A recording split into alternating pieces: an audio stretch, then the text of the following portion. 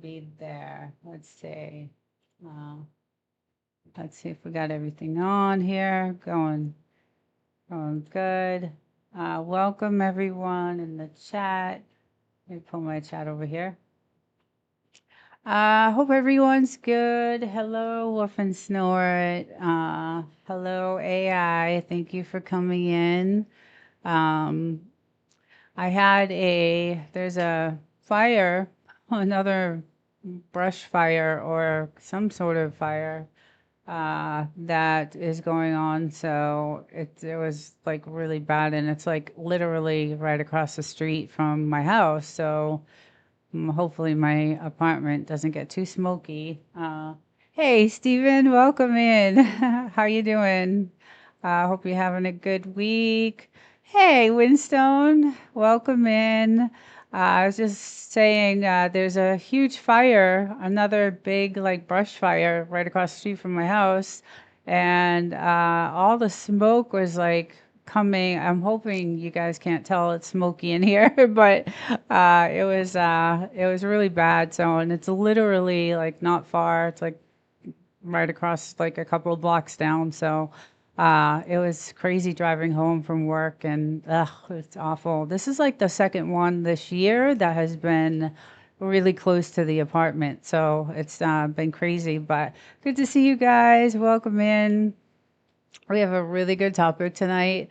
It's going to be, I think, very engaging because it's all about channel growth and organic channel growth. And so we're going to talk about, is it possible?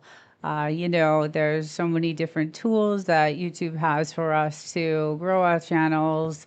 There's promotions and there's all kinds of things that, YouTube gives us to help grow our channel, but can we do it organically? Meaning, can we do it without the tools that they're giving us? Like I ran some promotions on my channel and, that gave me some subs and, some views and things like that. But can you actually grow your channel organically? And the answer pretty much is yes, but it takes a long, long, long, long time. So we're going to get into all of that. So pretty much is, growth, organic growth in 2026. This is one of the YouTube like topics they had. Is it dead or is it just different? So I know that, there's like a lot of channels out there that have done promotions, and I don't think there's, anything wrong with that. Obviously, I did them. I don't have 9,000 subs because I organically grew them in 15 months. So growing your channel organically takes years and years and years and years, and we're going to talk about that too. So, Wild Child, hello, welcome in. Good to see you, honey. I hope you're doing good. How's Bugaboo? I can't wait to see my dogs tomorrow. I don't know. I'm having like some separation anxiety this week from not seeing them. So I can't wait to see them tomorrow. I'm dying to see them. But I don't know what it was this week. I just missed them. Sometimes I miss them more than the other weeks, but this week I was just like, I need my dogs. I'm just dying to see them. So I can't wait. I got her some toys. I got them some toys this week. So I'm gonna be going there with some little gifts for them, and they're always so excited when I go there with these gifts, and I can't wait. I'm dying to see them. So, but welcome in everyone, and we're just gonna get right into this topic. So there's really no denying that we're living in an age of relentless scrolling, like video after video, short after short, like every scroll, scroll, scroll. It's not fast enough. There's not enough. It feels like, there's a new algorithm, a new trend, a new viral sensation that we're competing for our attention, and it's constant. It just doesn't end. But the channels that will truly stand the test of time aren't the ones burning themselves out chasing the quick clicks or chasing the next viral high. It's the channels that are fostering genuine human connection. You know, if we think about it, we AI can generate content at such a quick speed. We all know that. We've used AI, all of us have. Um, but and it can create a viral video that comes and goes, right? This viral video, you hit this viral video, you get all these views, you may even get monetized from it, from that viral video, but it goes away, right? It's gone. It doesn't foster like a community. It's a viral video that you had a hit on, and it's done and gone. It may have gotten you to where you need to be as far as like monetization. I've seen that happen. I've seen like videos go viral and then monetize that day, and then after that it's done. So we're gonna talk about that stuff too. I am here. There is very little about the algorithm that is organic. It is throttled right out from the gate. Yes. Uh, Oh, good. I'm glad she's doing good. Yeah, that is a true statement too. There's a formula to follow, but it takes years and a bit of luck. With the new tools that YouTube offers, I'm not too sure if that formula still stands. Yes, okay, right. So you guys are right. There's definitely a formula. And to grow your channel organically, to your point, guys, it does the norm, they say the norm to get monetized if you're on YouTube a lot, and I'm saying like 3 to 5 times a week, and you're doing your content video, your recordings, and your lives. It says anywhere from 24 to 48 months to get monetized. That's the norm. That's not even building like a community. That's just to get yourself to partial monetization.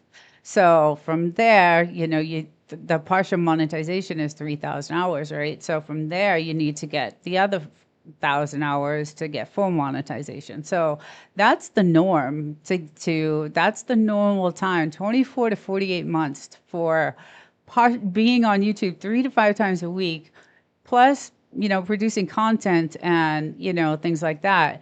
But that's growing your channel organically, right? It's not taking you're not doing your promotions and things like that. So what I think is, AI is, everybody's doing AI. There's so much AI stuff on YouTube right now. It's just AI. It's loaded with AI. But what AI can't do is what is the most important thing is it can't really like share emotion, right? It can't share a good laugh with you. It can't relate to anything that you've been through. I think the best thing in the chat is like when someone says, "Oh, that happened to me," and this happened. I went through the same thing.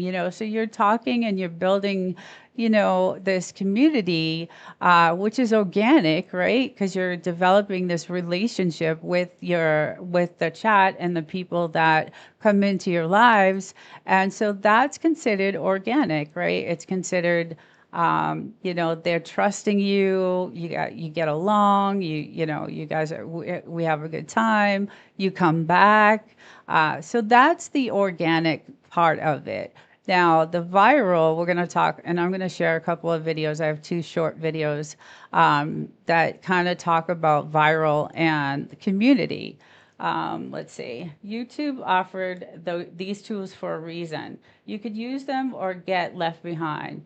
You just need to know how to balance them and use them to your advantage. I agree 100%, and that's why I did use them. I did use that. I did use the tools to grow the channel a little bit. But I always wondered, it took me a long time just to get 500 subs without even doing like any promotions or things like that. So about 9 months it took me to get, without anything. So organically 500 subs, it was like 9 months. So, And I did this AI video a while ago for a comparison, right? Talking about human connection. And I did it on this Unitree had this go-to dog. It's a robotic dog.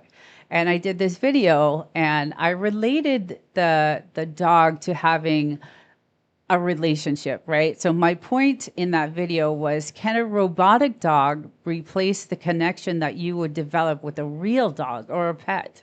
Can it bring you the joy of companionship that a real animal would be able to give you? Could a robotic dog do that? And so I covered this because I wanted to make the comparison that human connection and relation is completely different from an AI, robotic dog, and it was the go-to dog. So I did an AI video that covered that because they were promoting this dog and they were making it, they had these like infomercials on this guy with, walking this dog like it was, real. And I was just thinking to myself, can you really have that connection with a robotic dog that you would have with a real pet? I know that I'm super close to my animals, and I don't think I could have a connection like that with a robotic dog. So that's kind of the same type of thing when you're talking about, going viral or building a community. The most important thing is the content you provide and making yourself stand out from everyone else within whatever your niche is. Yes, I agree with that 100%. And that's another thing. There's everybody has their own different personality, their own different way of expressing themselves and getting their content out there, and that's what draws us to that person, right? We can relate to that. We like that person. And that's why we come back, is because we enjoy that. We like that, and that's building organically. That's what's considered being, organically, growing your channel. So, doing or growing organically is like the building blocks of like loyalty, right? You're building this foundation of lasting relationships. You have, real authenticity. You have, your empathy. You have, things you can relate to with your audience and your people in the chat, and it's kind of like you're like-minded, right? We're all like-minded. That's why we come back and we enjoy it. And I love going to Winstone's, premieres and videos. I love going to, Red's Room. I love going to Mrs. I love doing, like, I love being in the chat and those, because I like those people. Most people want instant gratification. If you look at the largest YouTube channels, it took them at least 5 years minimum, and they were grinding and still are and are stay relevant. Yes, and that is another thing, and that's the other thing. If you're not grinding all the time on YouTube, you're gonna lose a lot. It happens like that. Like I said, you can go viral. You can have a video that goes viral, and you can have all these views, but will you have this? Will they be a member? Will they join will they be a sub? Will they, nowadays, YouTube really doesn't care about subs, and we're going to get into that also. But I think of the audience like a community of like-minded people.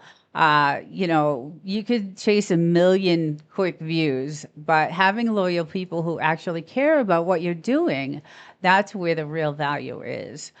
They're the ones who show up. You guys are the ones that show up and stick around and stick with you. Question is, are you willing to put in the work? And that's exactly the question that we're going to talk about tonight. Like I said, it's all about, if you're trying to grow your community and your channel, it's years and years and years of work. And this is how me and my team think of what we're doing right now. This isn't for the present. What we're doing right now is for the future. It's for years to come. Like we're planning on, this is just the beginning. This is the present. We're building something for the future. And again, it takes a long, long time. It takes a really long time to do that. So that's why I did some promotions. I did use some of the tools that YouTube had. But I did find out that using those promotions and doing things like that, they weren't real. They're not real. They're not real people. They don't, none of them come to my lives. None of them come to, let's see let's see. Hit that like button if you have it. Oh, thank you. Thank you. Yeah. So, yes, it gave me the numbers and yes, it gave me the views, but it did not give me lasting genuine people that show up all the time. So, did it help? Yeah, absolutely, it did. But would I do it again? I haven't done one, since I did it. We're always doing experiments on the channel, and that was one of them. So let's see. Work is no guarantee of success. YouTube is a business partnership where they don't sign a contract, but you do. You can take it in a second. They can take it in a second. And that's another thing. They have full control over everything you do. Nothing we do is ours. It's not ours. It's not ours. So and that is a true that's a true statement. They own this platform, and I think a few Thursday nights ago, it's like we're renters on this platform. So we're just a part of we're like renting a spot on this platform. And that's how like the CEO kind of considered everyone creators on YouTube, is that they're actually just renters on the platform. So that was kind of it kind of made me think, and beside the point that where they have full control over everything, the other thing that tells me that is that their policy, right? They have they consider a policy, but it's really not straight set policy. It's guidelines. So there's no control that we have, right? Because it's only guidelines. There's not a set of rules that are set in stone. Like if you do this, then this is going to happen. It's just a guideline. So that's why I don't know why they call it a policy, because it's really not. There's not set rules of what you can and cannot do. There's suggestions of what you can and cannot do, and there's suggestions of what will happen if you do those things, but they have the power to do whatever they want whenever they want. So that was, one of the things that we found out, as I'm growing on YouTube.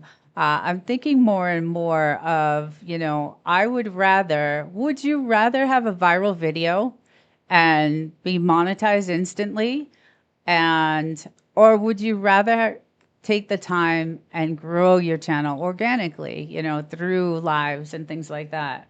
Um, let's see. Work is no guarantee. Success, yes, yes. Hey, Demoose, hello, welcome in. Did I miss? Who did I miss? Uh, Granddad Cooking. Oh, hello. Good. Hi, welcome. Welcome in. I did miss someone. Um, Oh, you're the one who said hit that like button thing. I can't see too far away, even with glasses on. Sorry, I missed that. But hey, Demoose, welcome in. So, I was thinking I need to stop stressing about like, you know, um, my videos and things like the next big thing. I need to stop stressing about how am I going to do this and how am I going to do that, because the less you stress, the more natural you're going to be, and the more you're going to be able to have that connection with people and grow the channel. You know, you're going to focus on building a genuine connection and relationships, and you'll find that true longevity isn't about going viral. It's about building human connections. I want to go to this next scene. There's a quick video that I want to show you guys. It's just a couple of minutes long, and it talks about going viral versus building a community. So let's get into this. I think what you're saying, Austin, we're losing community because everybody wants to go viral. Yeah. That because they want the clout or the idea that they're going to grow fast. But the biggest thing with the difference between growing a community and going viral is that the viral's short-lived, and you might gain followers from it. Yeah. But there's no substance to it. So it's like, okay, now 10,000 people followed me because I hit 2 million people on a post, right? But those 10,000 people have no relationship with you whatsoever. So you want to sell them a hoodie or anything. You start promoting anything that you're actually doing. They don't care about you. So I thought that was a really good video to kind of, you know, see the difference between going viral. And he was totally right. Like, you know, I've seen videos that have gone viral on channels that have blown up, but then not last at all, like nothing. They don't have followers. They don't have, you know, they don't have anything that actually, it's facts, right? Exactly. They don't have anything that actually is long lasting. And that's why, you know, building a channel organically is so important. It says that it says in 2026, organic growth on YouTube remains a powerful reality. It essentially means growing your channel through audience interest and discovery rather than through paid promotions. While some might frame it as a mystery, organic growth is simply the result of viewers finding your content valuable and deciding to stay. In a world of paid tools like YouTube Promote, which can jumpstart visibility, organic growth is the gold standard because it represents a genuine connection with your community. The 2026 content discovery landscape is defined by a trust-based ecosystem. So building a community organically is a trust-based channel. It's the gold standard of YouTube. And I agree with that. I really agree that, you know, because you're developing these relationships, right, with everyone, you're trusting that person. You're trusting, you know, you're trusting that person. You're continuing to go back to the channel. You're continuing to participate. That's a huge thing, is the participation that you have on that channel, that, you know, it really just blows the channel up. It's just I can't even stress enough how important participation is when, you know, you're going live or, you know, you're doing a premiere. It is so important. That's why, like, when I'm in a chat, I like to, you know, I'm chatting it up. I'm definitely, you know, participating. When that chat's rolling, that's measured, right? This is all measured. Everything we say, everything we do, everything, you know, everything is measured. So that's why I engage when I'm in a, you know, when I'm in a chat. And I like it. I have fun with it, and I like to have fun with the creators and you know, enjoy that. So but you know, it does take a long time to grow your channel organically. It just does. It's not, you know, it's not something that is just done overnight. Be right back. Have to take my daughter's dog out. Okay. Yeah, of course. That's too cute. I have another video that I want to share. It's a really good video. It's this guy that I found. And now, when I went to his channel, he was gonna do YouTube. He didn't want to do to you. He's sick of YouTube. He's this, that, and the other thing. So let's just see. Let's get into this video. Many here. people think that going viral on YouTube is the goal, but I want to show you why you might be thinking about it in the wrong way. So his name is 80 Ballard, and this video talks about going viral versus community. And he has had struggle on his channel.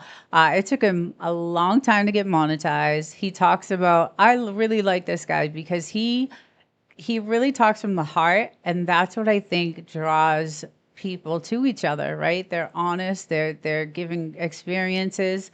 But I really liked his channel because he had ups and downs, and he told everything. He said Because everything. some viral videos help your channel and others can actually damage it, even though the numbers look amazing at first. In this video, I'm going to show you real examples, including my own channel and other creators that I know, where a video blew up, but it might not have had the results that you might think. And by the end of this, you'll be able to tell whether a viral video is building a business or just creating numbers that might not last. Now I edited this video down, so this video is it's 30 minutes, but I only got like 3 or 4 minutes. So the real question isn't how many views a video gets, it's this. Are people there for the video or are they there for you? Because those two things lead to completely different outcomes. I've had videos that brought in big views, especially on another channel, and they barely moved the channel forward. And I've had videos with far fewer views that build trust, engagement, subscribers, and long-term momentum. So how to tell if you're viral or valuable? So how do you know which one you are? Well, we can look at things like comments, likes, return viewers, people saying things like, I watched all your videos. I've had people tell me that they're going back through my entire back catalogue of videos, and that's a very humbling experience, and it also makes it feel like I'm building something of value long term. Because a viral video performs immediately, but building a community can take time. And when it comes to monetization, I believe that trust wins every time. Who's more likely to buy from you? Someone who watched one video or someone who knows you? And here's a personal test for you and your channel. Do you know your subscribers' names? I thought that was a great question, right? Because that's how you know you're, building this community. Now, I know a lot of people don't like to actually use their names on YouTube for certain reasons, and I totally get that. There's privacy issues and things like that, and I totally get that. But I thought that was a really good, question. Remember this, 1,000 engaged subscribers beats 10,000 uninterested ones every time. Relationships take time. Virality doesn't guarantee connection. You have to choose what you're building. For me on my channel, it's quite clear. This channel's about sharing my journey, the wins, the losses, the learning. And he does. It's hilarious. It's not a perfect growth formula. All the links are in the description if you want to go check out any of these channels that I'm sharing. So everything is in the description. It's just me building a channel as a normal person and sharing my insights along the way in the hope of helping you. And that matters more to me than fast numbers. I set out to prove that you can grow a channel to money. Like my transitions, Winston. I did some transitions, really quick ones. I love your transitions in your videos now. They make the premiere, they just make it so much better and fun, and it just brings an extra professionalism to the video. I just love it. Monetization as a normal person. When I look back, I haven't been that intentional. I haven't niched down that much. I just shared what I learned along the way and ended up covering quite a few different niches. Could I have grown faster if I'd done things differently? I'm sure I probably could, but what my channel shows is there are no universal rules on YouTube. So remember this. Well, if it's not, just said you can't control whether a video flops or goes viral. You can control whether it's honest, meaningful, and worth watching. Hey, Devil Dog. Hello. The real power comes when you combine subject appeal with personal connection. That creates content that spreads and sticks. So that I thought was a really good video. His channel is really cool. He goes through it all. That's someone that can grow, a channel organically. I'm sure that he's done. I think I did watch a couple of his videos where he did try promotions and things like that. But that's someone who you can. Hey, Devil Dog, welcome in. I'm glad to see you here. I hope you're doing well. We're talking about growing your channel organically. And like I said, there's really nothing wrong with promotions and doing promotions and things like that. I just feel that growing your channel organically means you have participating members and subscribers. When you're doing paid promotions, where there's nothing wrong, because I did them to test them out, but there's no one there. there's no participation. There's no returning to your channel to interact with you. There's no commenting. There's nothing. There's nothing from that. So for me, after doing that kind of test with it, I realized I would rather grow my channel organically and build these relationships and have fun in the chat. And like I said, I love going to these lives. I have a good time with everyone, and I've met so many good people.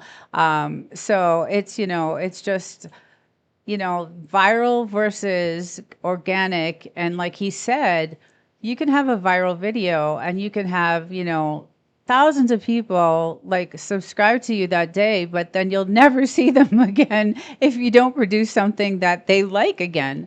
So that's, YouTube's own technical documentation suggests a difference between subjective driven virality, meaning a video about a popular topic that people click on once, and a creator driven connection, videos that build an audience. And so it goes into, let's see, same thing happens organically though. People that start out with you will use you for subs and watch hours, and then they will move on. And Devil Dog, I fell into that trap in the beginning when I first started the channel. I was in, and that is so 100% right. Hi, Matthew. I didn't see you come in. Welcome. One of my favorite YouTubers went from being moderately big, and then they were some losses due to being true to himself. Nowadays, it seems like he's come to terms with just having a stable audience, and that's exactly what I'm talking about. Welcome in, Matthew. That at least consistently interested in the content. Yes, and that's the other thing. And Devil Dog made a really, really good point. People, he said, same thing happens organically though. People that start out with you will use you for your subs and watch hours, and then they will move on. And that has happened. And I fell into that trap. I have been there. I have had people that used to support me religiously, and then I haven't seen them in years. Yes. Yes, that is that. And that happens, right? People come and go all the time. People come and go all the time. That's something that's just going to be the way of YouTube, right? It's just, but if I like someone, like I'm going to try to stick around. Like I like going, like Devil Dog has a live on Saturday night. It's fun as hell. And I like going to it. And, there's times where, people don't have time. I work a lot, so my time is valuable. On the weekends, it's the only time I get to spend with my family. So sometimes I can stay in the chat for a certain amount of time, and sometimes I can stay a long time. If I do go into a chat, though, I try to stay at least. So I don't ruin that chat and I don't ruin that live. The rule of thumb is to at least try to stay in 3 to 5 minutes, because if you're not in there for 3 to 5 minutes, it kind of messes up the whole entire algorithm for that live. So, I'm organic. Hey, P Digit. Yeah. So I think, growing a channel organically is absolutely 100% a rough, You know, it's hard to do that. It's very hard to do that.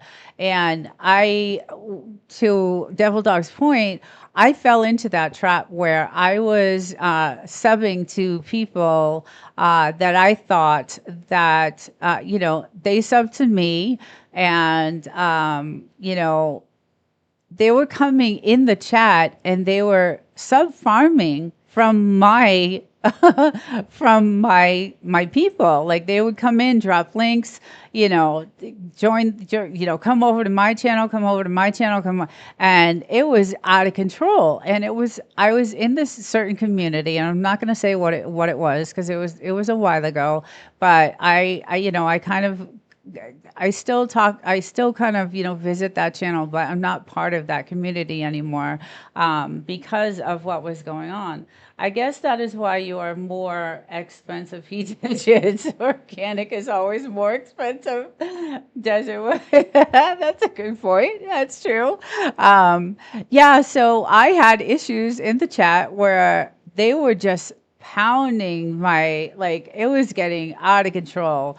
You know, and so that's why I have, like, there's a little statement I have: no sub farming on this channel, because that's not where I wanted to take it. So I actually had to separate myself from this community, because that's what that community promoted, right? It promoted that type of atmosphere. It didn't promote, like, organic growth and having long lasting connections. It promoted, you know, you sub me, I sub you, I watch your hours, you watch my hours. And I fell into that trap. And through testing and experiments that we were doing, we realized that this was not a good thing. It was not a good thing. You know, we were swapping hours, and, you know, and then we'd never see the person again, you know, after that. They didn't join the channel for you. They didn't join the channel because they liked your content. They did it for a certain reason. And to Devil Dog's point, that happens all the time. And so I kind of, like, separated myself from that, because I wasn't liking where it was going. And so, you know, then I met, you know, Devil Dog's community, I met Winstone's community, I met Red Room's community, and I liked the normalcy, the regulars.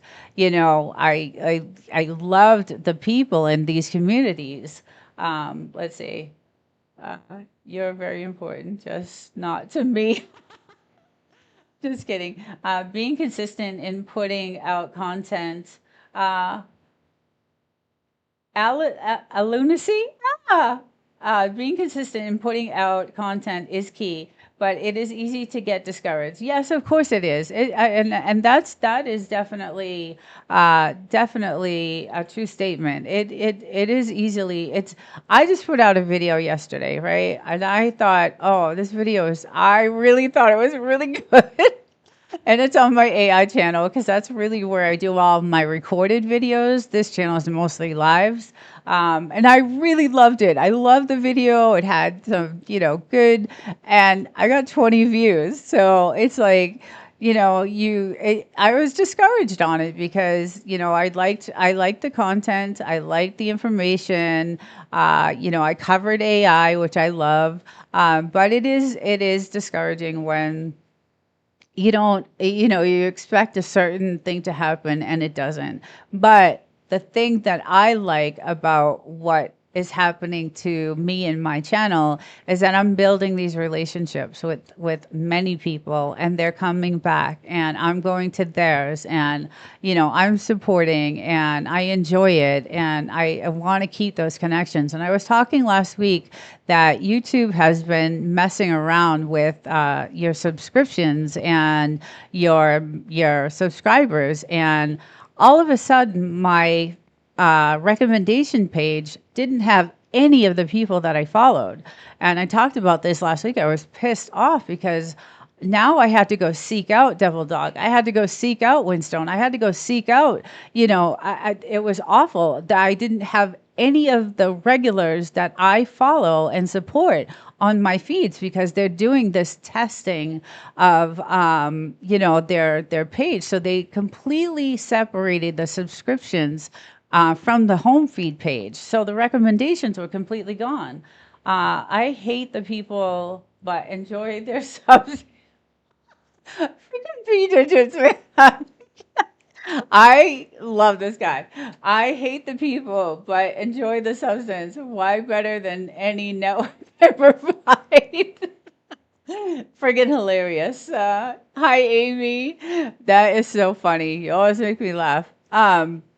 So, is it good to go viral? YouTube system will absolutely push that video that's performing well with a, massive audience because it keeps people on the platform. That's their focus right now, is to keep you on that platform. And that's why it's a constant scroll, and it's a constant, these shorts are just, that's why they're pushing the shorts thing. And, they want people to stay on the platform. If it was as easy, that's why they separated the subscriptions on the home feed page. Because if it was that easy for you to get to the person that you wanted to watch, you would watch them and then you'd get off the app, right? You get off and you're done. But now they're making it impossible. So now I'm having to go seek out and try to remember, okay, Saturday night Devil Dog, Winstone has this on this day, Reds is on this day. And now because my homepage, and I was so mad last week, I went on a rant. But sometimes it takes a while for a video to take off. Yeah, my most popular video took 6 months. Now it's at 85,000 views. Wow, that's awesome. I care, don't care, Devil Dog. The struggle is real. First 6 months, it was under 100 views. Oh, wow. Desert, we didn't mind swapping hours and promoting each other. These few channels showed up specifically to redirect people to their content while you were live. Yes, yeah, their participation was zero. And that was the other thing. They just came to pretty much sub-farm from my channel. And it was bad. And even the people in the chat were kind of like, it was just, it ruined, it was just ruining things. And that's not, I'm trying to build a long lasting, relationship with people, and, trying to build a channel that's going to be long lasting. And I know it takes years, believe me. Like I said, YouTube's norm, when I looked up all this information about YouTube and did the research for this, the norm is 24 to 48 months just to get to partial monetization. And that's being on YouTube 3 to 5 times a week, right? Doing your lives and recorded videos. So it's a lot of work. It's just a lot of work. And when I do a recorded video, it takes about 3 weeks for me to do one recorded video. And the video I put out yesterday is about 7 minutes. And it takes a long time to do these recorded videos. So it's a lot of work. True, Woof and Snort. I have had people do that as well. While I was live, they would come in and tell people to check out their video, or live at this. Devil Dog, it was awful. It was awful. They would actually say, "Come over to my channel, to my live," while I was live. While I was live, they were dropping their links saying, "Come to my channel, I'm live." And I just that is so disrespectful. And it came from this one particular community that I was in the beginning, because I was new. I was trying to build connections, and sometimes you get into some communities that aren't like-minded like you are, right? So it's hey, Tantrum, welcome. I have been loving your content lately. Oh my goodness. Well, in general anyway, but the last couple of shorts you put out were just amazing. Welcome in. Thank you for showing up. I've done video edits that took me 50 hours, and not even 100 views got hit on it. So I understand the struggle. Yes, and that is exactly what I'm talking about. The editing part of it is so much work, and you want it to come out in a certain way. And Tantrum, you do an amazing job on your editing though. Yeah, that's disrespectful. You could actually report them. We we wanted to, but I didn't want any drama with you. There's so much drama on YouTube right now that I'm real chill. I don't want to like have any, drama like that on the channel. So, but we banned them from the channel. So they no longer could, come to the channel and do that because they're completely banned. But that is so disrespectful when that happens. I just was like, I can't believe that they would, here I am thinking I'm trusting them. I'm trying, I think I thought they liked me, but I guess not. Let's see. I don't go live. I can hardly speak English. Stephen, we wanted them, we want AI, hey AI. We warned them 4 times and then banned them. You do fine, Stephen. Gotta catch while you're live. If you see you am here for gotta catch while you're live if I can. Yes, I'm here for sure. Yes, and that's the thing, the time zones, right? Everybody's on different time zones, and it's hard to get in the lives, and you want to support these people. And so that's why my goal was to hit these channels every week. My goal was 10, but I've only done like 4. So every week I'll hit 4 channels that I want to keep because I have hundreds of people that I want to keep in touch with. And now that YouTube messed up, I'm not going to swear, messed up the whole recommendation page, now I'm having to do it no matter what, right? So you just talk too fast for us Americans. Oh my God. That's so funny. But it's a struggle. You want to build a channel, if your video goes viral, awesome. That's great. Like I said, I've seen some viral videos and they're monetized that day. But when they put out something else, there's nobody there because they don't like the next video, right? And they're not supporting and they're not engaging and they're not participating. So it's, you're looking for the long haul. You're looking for if you're planning on, building something on YouTube, you're looking to stay for the long haul. And I'm talking, for a long time. Now, I know Devil Dog has been on YouTube for a while. I know some of you guys have been on, I've only been on 15 months. I know you guys have been on much longer than I have. You spell and form a sentence better than I do in English, SJ, and that's my first language. Hey, Miss Bailey. Hello. Welcome in.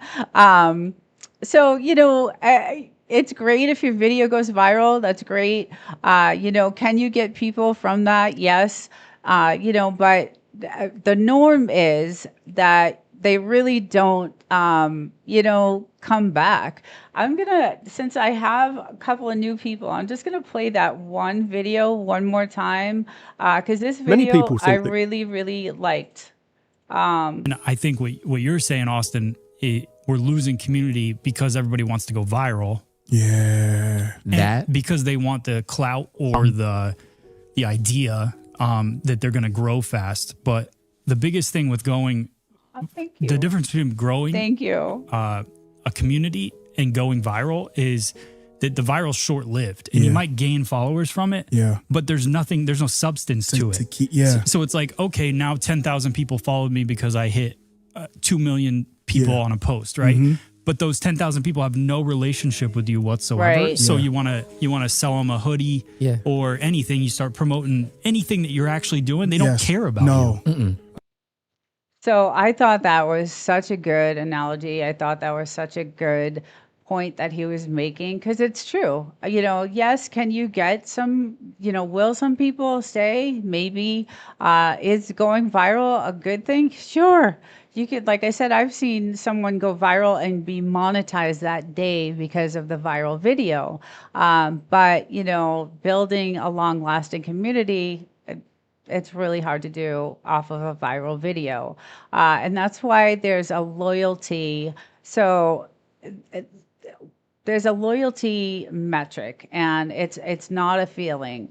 It's it's a trust thing that you have to have with your community. It's, you know, it's getting along, you know, like I said, it's like-minded people. You're interacting, you're having same, you know, experiences. The one thing I do love in the chat is, like I said earlier, hey, that happened to me, and hey, you know, I've been through that, and just like so you're relating experiences with your community that, you know, you can relate to, and there's that connection that you have, and that's organic. That's the organic growth.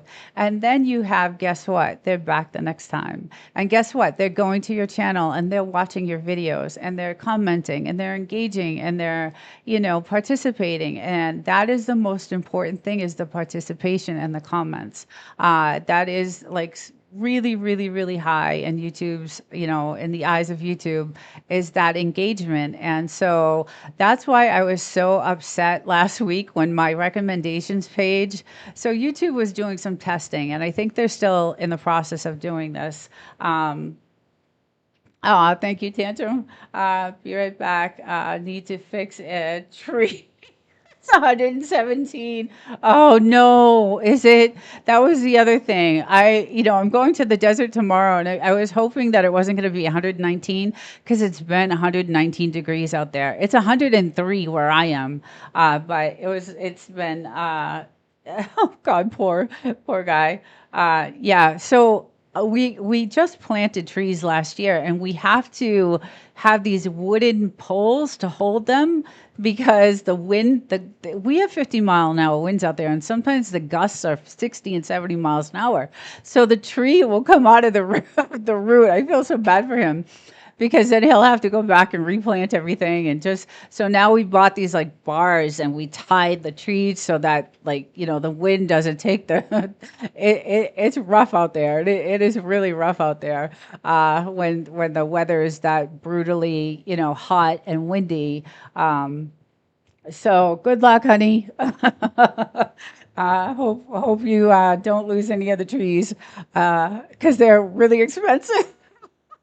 And they took a long time to plant. But so going back to YouTube, from the algorithm's perspective, loyalty isn't about, it is about, okay, so from the algorithm's perspective, so from YouTube's algorithm's perspective, loyalty isn't about human connection. It's a data point. It's a label. It's labeled, the data point is labeled return viewers. So repeat viewers. When the algorithm sees the same people coming back to your channel for multiple videos, it signals that your content has high satisfaction. So I asked Gemini, I was curious about this. While that viral video may get you monetized instantly, will it keep the viewers? Should I be chasing that same style of viral content? You know, that viral video mass appeal, you know, or is it a trap? Should I be doing that? And the answer was, you are spot on that. Chasing mass appeal can be a trap. If you chase a viral trend that doesn't fit your niche, you might get 1 million views, but those viewers likely won't return. The algorithm then struggles to find your real audience next time, because your data is polluted with people who don't actually care about what your core content is. So I thought that was a really good answer to my question, because I see these videos going viral and I'm like, hey, should I do something like that? Maybe that'll happen for me. And, you know, would that work? And I've been on YouTube over 10 years and started my channel about 6 years ago, but I prefer join live streams and meeting wonderful people. And that's what I'm talking about. Same, except the people digits. Oh my God. Oh, it's so funny. And I do too. I love doing the live streams. I love going to live. I love being in the chat. I love chatting with other people. You meet people like P digits, who is funny as hell, Steven, you know, all these great, Miss Bailey, Tantrum, I just love, you know, all these people that, you know, that you really, really, Amy, there's just all these people that you get to know and you get to build these relationships with. And and you want to support them, and you like their content, you like their personalities, you like their jokes, you like, everything about them. And so it keeps you coming back to their channels. And that's the organic part of it. Let's see. Digits, I hear you, brother. Don't let me talk about that type of stuff. Okay. Tantrum. Yeah, so that's the organic part of, growing your channel. Like I said, you could do the promotion thing. Does it help your channel? Yes, it helps you. It helps others visually see, wow, you got 10,000 subscribers, and wow, you've got this, and you got. So it's a show. It's a showpiece, right? Because that promotion that you did they're not real. It's not participating organically, people that you've actually met through, the chats and things like that. Let's see. Hey, Green Vegan. How are you? My first live. Yes, welcome. Oh God, I just watched your short, and it was so good because I talked about the moderator thing. It was such a good short. Really, really good. Thank you for showing up. Thank you for joining. And oh yeah, the football. Miss Bailey, that was a really good short because last week I talked all about moderators and all that kind of stuff. Or maybe it was the week before. I've done so many of these, but I loved it. It was a really good the how you presented that as like a judge. The question was for a judge, and I just thought it was really really good, very interesting. And I thought the point was, a good point. If you go into a live for the first time, right, and you're automatically made a moderator, but you don't really know, like, the channel or the content creator or anything about that person, but they made you a moderator. Are they expected to come back? Are they expected to support? What if they don't end up? That it was a really good short. I really liked it. Most of my subscribers came through shorts, and they're not supporters. There's a difference. Yes, there is. There is. I went looking for your live and got caught up in others' topics. Yeah. Oh, that was sweet, though. See, everybody's having to go search now because of the damn YouTube. I think last week I went on a rant about how my whole recommendation page, because I had it set for people that I follow, people that I like. I want my page with the people that I'm subscribed to, because I'm subscribed to you to watch your content. And all of a sudden, my feed was filled with this crap like I would never watch, and then none of the people that I follow are on my feed. So I did some research, and they're doing this testing with the recommendation page, and that now they've completely separated the subscriptions from the recommendations page, and they're testing this out. And so that's why I was getting all this random ridiculous stuff on my recommendations page. Let's see. I would experiment with topics to teach more people, but as Desert-Livin says, you have to be consistent, and that's the thing. Consistency is the most important thing. I struggled with that when I first started doing YouTube. I struggled. First of all, I was petrified. I was petrified. Most of my early, time, because I've only been on YouTube 15 months, but most of my early stuff was all recorded videos, because first of all, I don't like to be on camera. I don't like to be on camera. Even now, I don't like to be on camera. But I like talking, and I like having relationships, and I like having friends, and I like, laughing and joking and spending time with I like that. So this is my avenue to do it with, and so that's how it goes. But it is, I was just petrified. And then, as you do it, you get used to it and you get, familiar with it. It did take me 9 months though to go live. I did not want to go live at all. I was being pressured. I have a little I have a little team that I work with, a group of guys, and they were like, you got to go live, got to go live, got to go.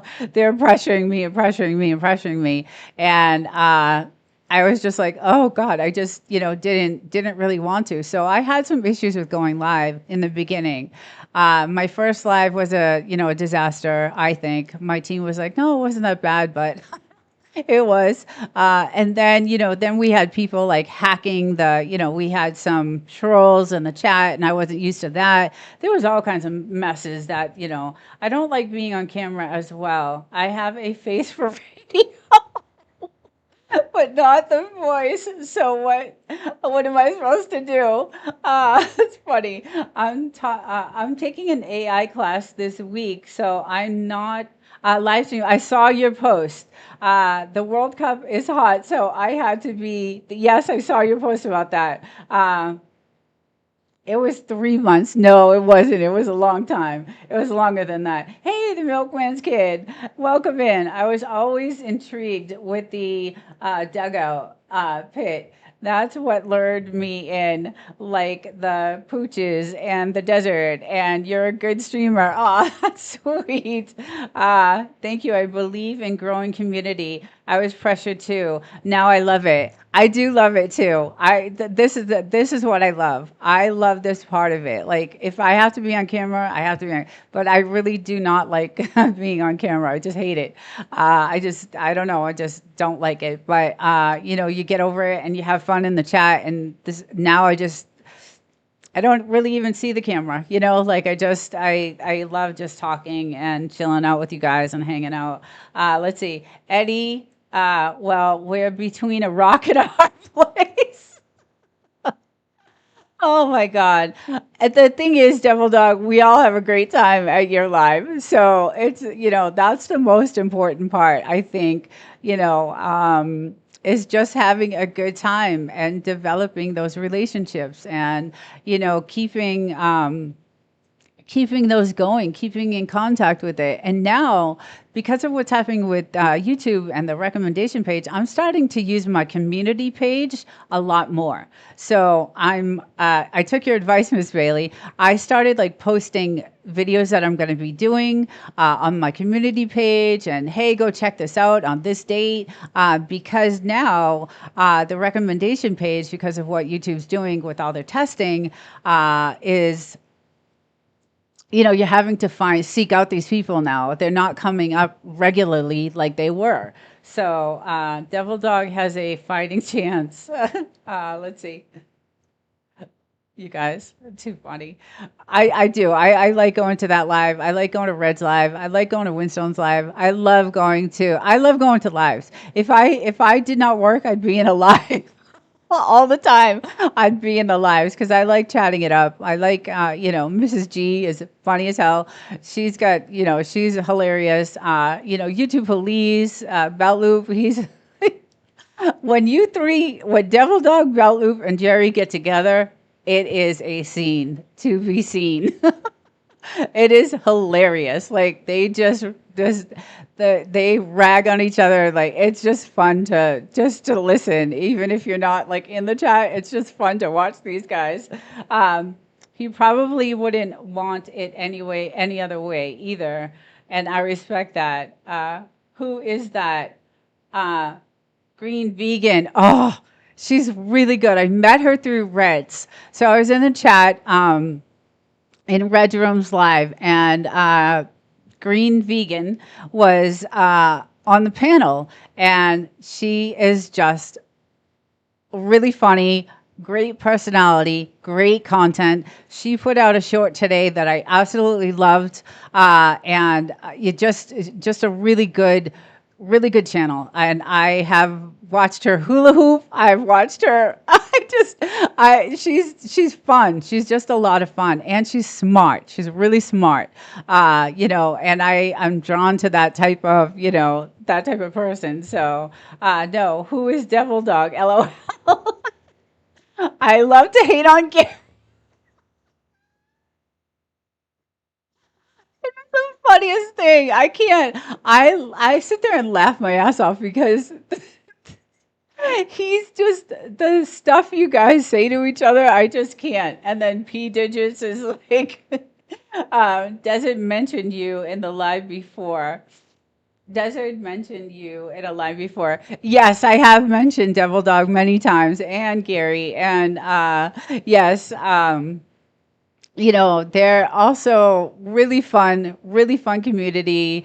There's a lot of people in there that I really, really like. And, it's a great Saturday night. Devil Dog has a really fun live.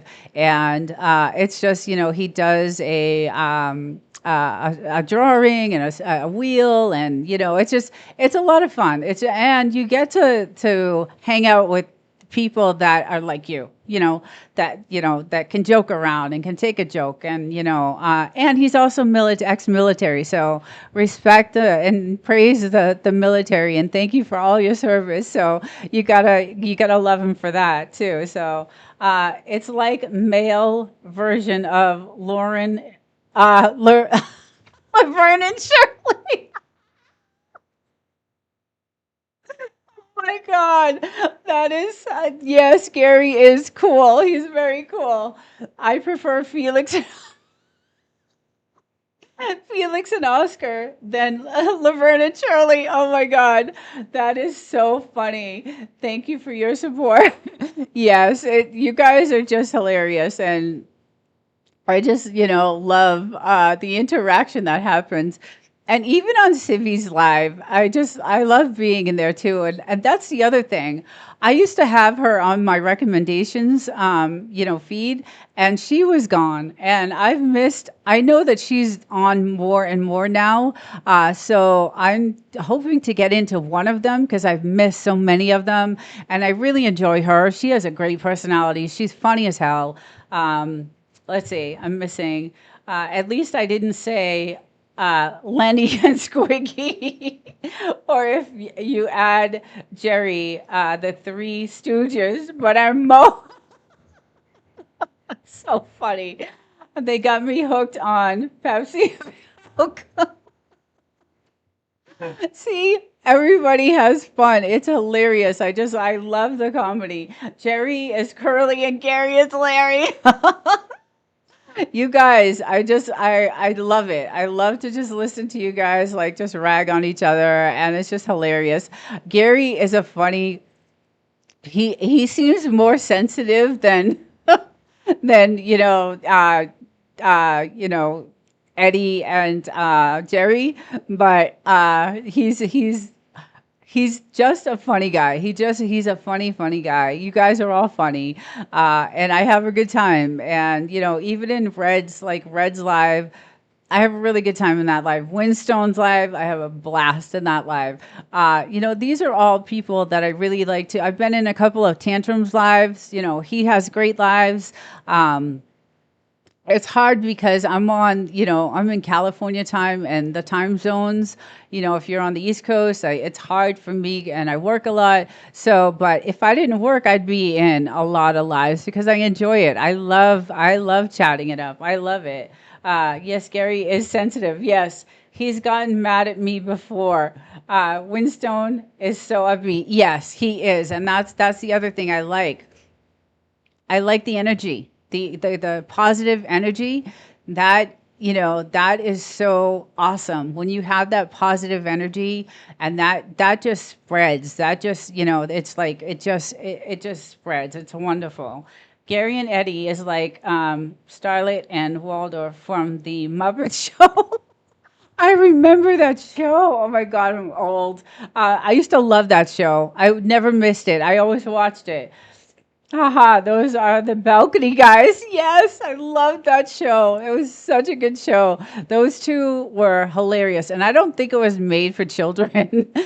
Originally, I think it was made, but I don't think it was really made for children. The Muppet Show, as I got older, as I was watching it, the comedy and, the skits were really kind of geared for adults, I think.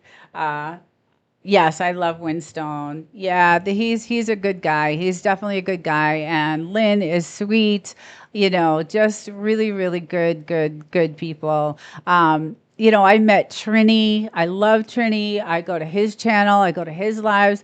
Goga, I did a collaboration with Goga on OBS, and I've met so many good people. And that's the other thing about growing your channel. The collaborations are so good. Like if you can collaborate with someone and do a video, dang, never mind. I didn't know he was here.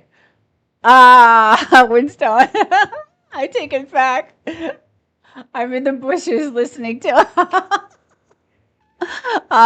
Yeah, so the collaborations really do that helps your channel grow too, like organically too, because they actually, liked your collaboration and they subbed to your channel. And so I met so many good people and I want to stay in contact with these people. So my goal was 10 channels a week. I would go visit, watch a video, comment, make a good, truly watch a video and, make an impressive comment and something that means something and matters. And but I've kind of dwindled that down to 4 channels a week now because there's just so many people that I want to stay in touch with. So, and I don't have the time. I see you. I've seen you on the Goga video. Yes, we had a really good time. You know what, that video, I was so mad because I was running OBS. So when I was trying to show different steps in OBS, because I was actually running it, it wouldn't allow me to it wouldn't allow the audience to see the drop down menus when I was doing it. So Goga had to do the drop down menus and show it because it was supposed to be an interactive thing. So that kind of like that part of it. So I was thinking I'm going to do like an instructional thing on my own, an instructional video of OBS because a lot of people were wanting to use OBS because it's a free streaming platform. So, hey, Judy Ray. Nina, good evening. I've been watching for a while. I just got a chance to chat. Hi, welcome in. Good to see you. Good to see you. Hey, Workplay Live TV. Welcome in. Good to see you guys. I'm glad you joined. We're having a really, really fun chat. The drawback on a shared collaboration is number one, is if a channel gets a strike on that video. Oh, they all do. Okay. Okay, yeah, that's not a good thing. Yeah, that's definitely not a good thing. Hopefully, you trust the person you're collaborating with, right? You wouldn't just collaborate with anyone. You got to, you want to collaborate with, people that you're gonna trust, and hopefully that doesn't happen. I caught all 3 of your bloopers, Judy. Let's see. But I posted in the comments on the video. It's so funny. Eddie, my family. Oh God, these comments are awesome. Yes, you did, but somebody else already won. 2 different people, but I will send you a holder. Guys are really funny tonight. Good evening to everyone in the chat. Judy May, thank you. And thank you for commenting on my short. Thank you so much for that comment. I'm glad that people are actually like commenting on those shorts that I did. Those were from a couple of Thursday nights ago on going live for the first time. I did, a Thursday night about that. And then, so Thursday nights is usually like, a YouTube thing. It's anything related to YouTube and what's going on and, like a creators corner thing, sharing experiences, sharing, things that are going on with YouTube. Why, does anybody have any, ideas of what's happening? And so that's why I like this Thursday night. I forgot to hit enter when I entered them, then I had to go back and find them again. This is the other thing, Devil Dog. I saw your short tonight. Like I'm getting around. I'm starting to like find some time to get around. And I thought your idea for your short was so good. And hopefully you get because I'm gonna do one. I'm gonna do a video. I'm gonna do one on you, and I thought that was such a good idea. Like that is brilliant to have that. Hopefully, you'll get some good ones. Um, Nina, I did the challenge from Chef. Her wheel of misfortune, yes, and I did a premiere of it tonight. That's what Eddie is talking about. I see. Okay, okay. Uh, that was a side comment. I see. Okay. Yeah, I love that wheel. I used to, I miss going to her lives. I really do. I got to get, I know she's on a lot more now because it was only, I think she was on Sunday nights, and that's the show that I would always go into. But I know she's on a lot more, so I'm going to try to get into some of her lives. Some of them are during the day, and I'm at work, so I can't. It's hard for me to get in them. But yeah, it's sorry to distract Nina. Yeah, no, no, no. It's good. It's all good. Yeah, so I thought, that was a really good idea, Devil Dog, that you had. That short that I just saw was really good. And I definitely want to do something, and I have both your email and your phone number, so I'll probably email you a little video. And hopefully you'll get some really good ones. Yeah, Sunday nights. Okay, yeah. She is trying to get her 4K watch hours. Yes, is why she is going live more now. That's what I thought. I know she did get partial monetization on because I saw the little super chats and things like that. So now I'm there. I've been at partial monetization for a month now, but I have not applied. I'm still holding off. I I I don't know. I think I want to hold off to the 4,000 just because I want the ad revenue. Really don't. I'm not gonna do memberships and things like that on my channel. So I'm gonna hold off. But I'm like at 3,200 hours right now. So she is trying to get her 4K. Yes, yeah, yeah, yeah. Yeah, so that's the best way to do it though, is going live. That is the best way to get those hours. And I talked about that a couple of Thursday nights ago when I said going live for the first time. If you haven't gone live, you're missing out on the biggest advantage ever, because it is that's how you gain a lot of watch hours. That's how you gain the community that you're going to build. It's a really great advantage to go live, and YouTube is actually promoting that atmosphere, the live streaming. They are just all about it. They're all about the live streaming. So, and what really gets it is the thumbnail, the title. When they see that, they're going to push that live. They've done a lot for live streaming on their platform. They didn't have partial monetization when I started. I know. I know, like back in the day, it was a struggle. I mean, it's still a struggle, but I know back in the day, it was a lot harder to, get to that monetization. Let's see, we had to hit the whole thing. Yeah. Someone has a plan. Yeah, that's why I think now, so what I'm wondering is, there's channels that have been on YouTube for a long, long time. But now the new channels that are coming out are getting pushed ahead of the channels that have been on the platform for a long time. So I feel like there's the new channels have this special edge that they are getting pushed ahead of channels that have been on the platform for much longer time. So that was another thing I talked about a couple of weeks ago. I feel like there's a lot of channels out there that have talked about it, that have been on YouTube for 20 years, and they're like all these new channels that are coming out that YouTube is pushing, and this is where that viral comes in.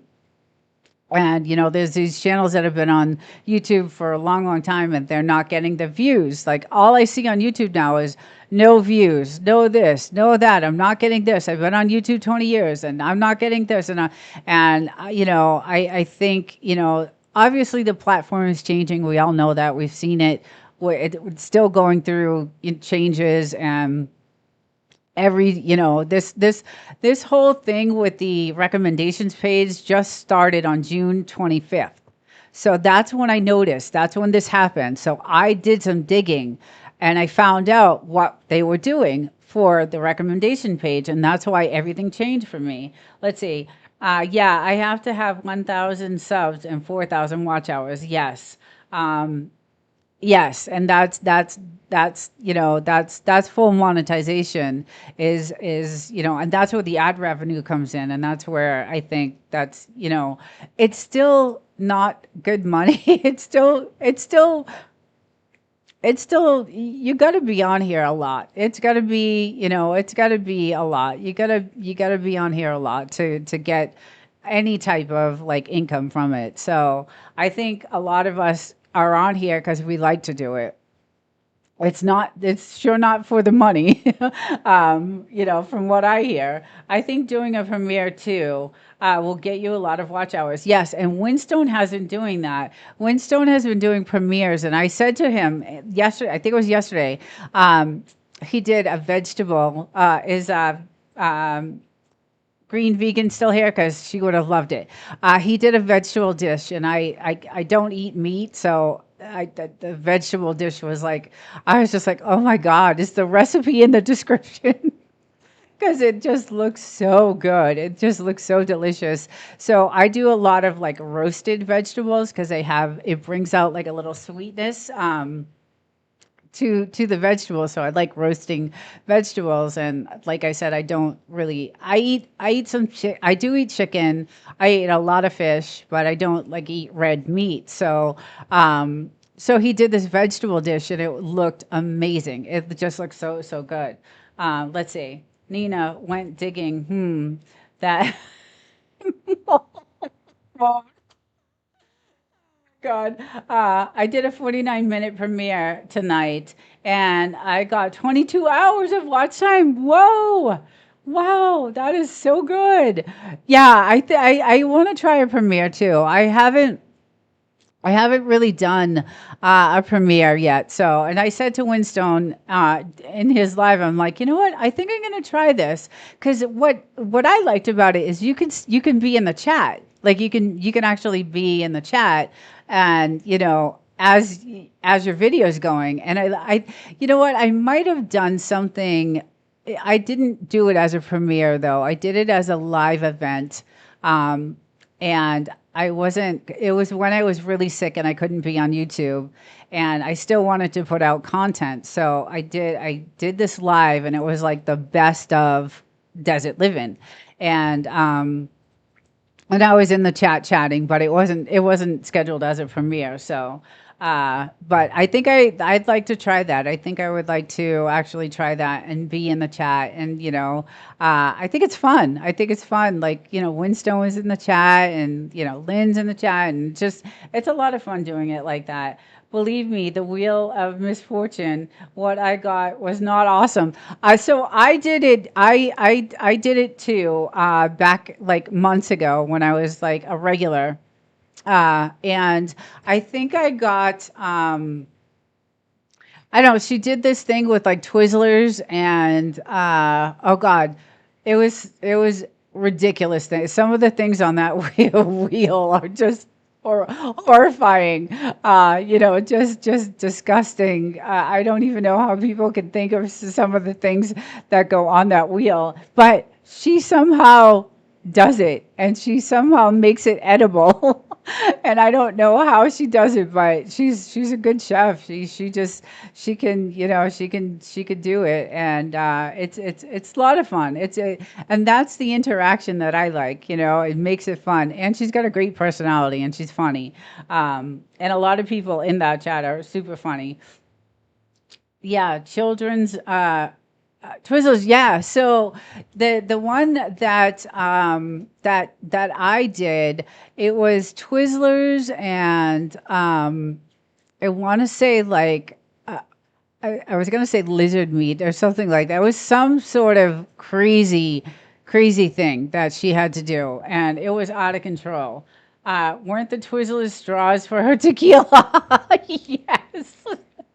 I was like saying to Wolf, I'm like, oh, that looks so good because she had the Twizzlers in her tequila, and she's sipping it as she's cooking, and it was hilarious. It means more if they're there for you, but your content has to have value. Yes, it absolutely does. That's why some of the lives that I do see, they're just, there's nothing really, there's no substance to them. So, I like lives that have some information. I like learning.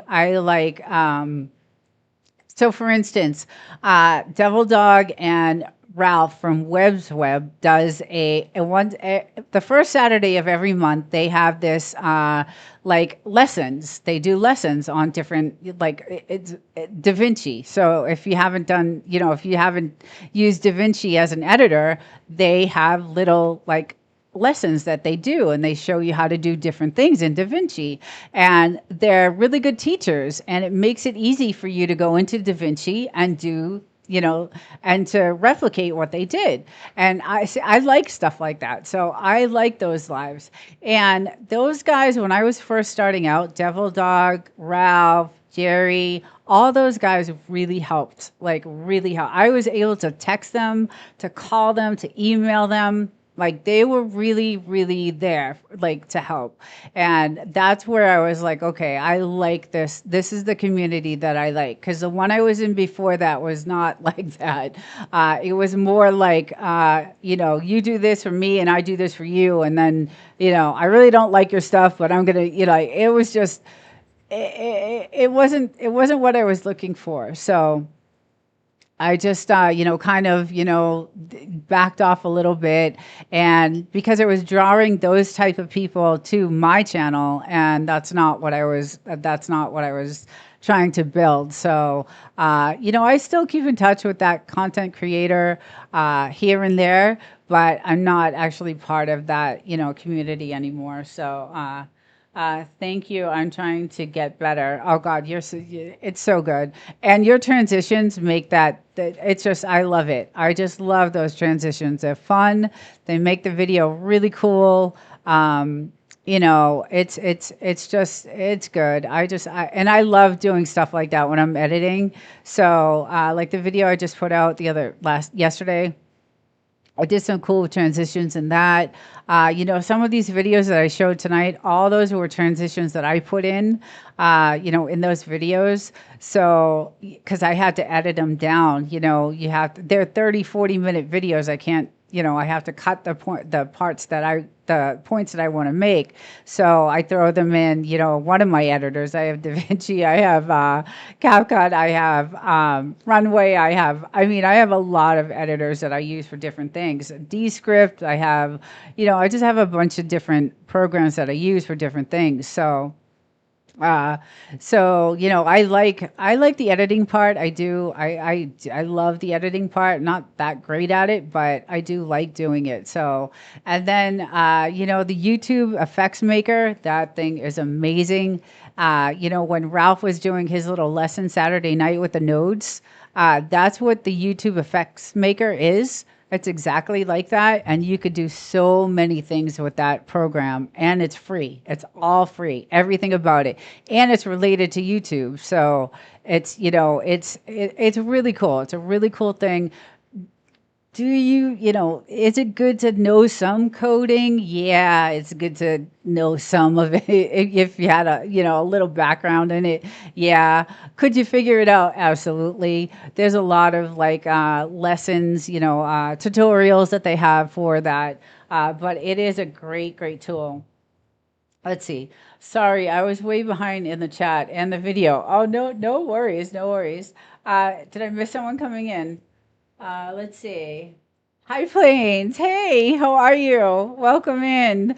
I actually saw one of your shorts too about a van. Something happened with your van.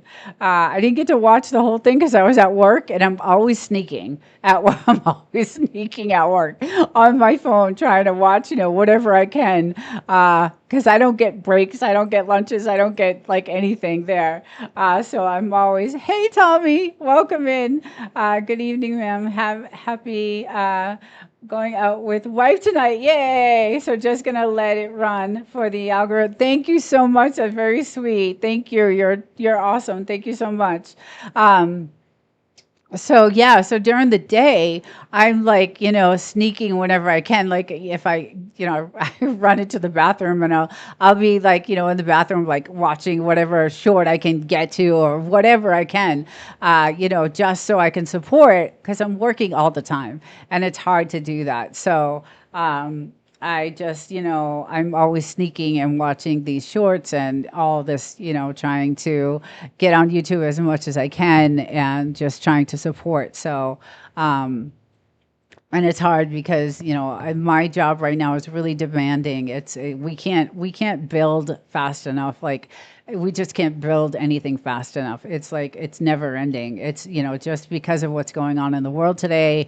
And I am in, the missile defense field, and it is just constant. It is constant, constant, constant, and it never ends. I could work 24/7 and still not have everything done.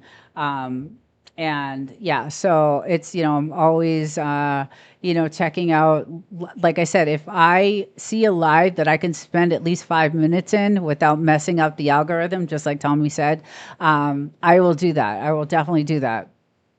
But if I can't get in that live and spend at least 5 minutes in there, I don't go into the live as bad as I want to. I don't, because there's Reds does some lives during the week that I want to get in so bad, but I don't want to mess anything up. So I just, I just listen, and I don't, go into the chat because I don't want to mess anything up. Nina, be careful with CapCut. They can use your videos for promotions. Really? Really? I didn't know that. I don't use it like I use CapCut. In the beginning, I used CapCut a lot until I found out like DaVinci and Runway and Descript and Adobe. I did Adobe Podcast. I did Adobe Premiere. I have a lot, but it's on the free level because I have so many. I don't. The only thing I do pay for though is CapCut. So that got me. I'm curious about that now. I didn't know that I mean, I guess YouTube could do that too, right? They own all our stuff too, but I didn't know that they could do that. Interesting. Wouldn't that be like a copyright thing or something? If they did that? Interesting. I'm gonna look into that now. You got me curious. I'm gonna do some research on that and see what that is because I didn't know anything about that. I had no idea. That they could do that. Hell no.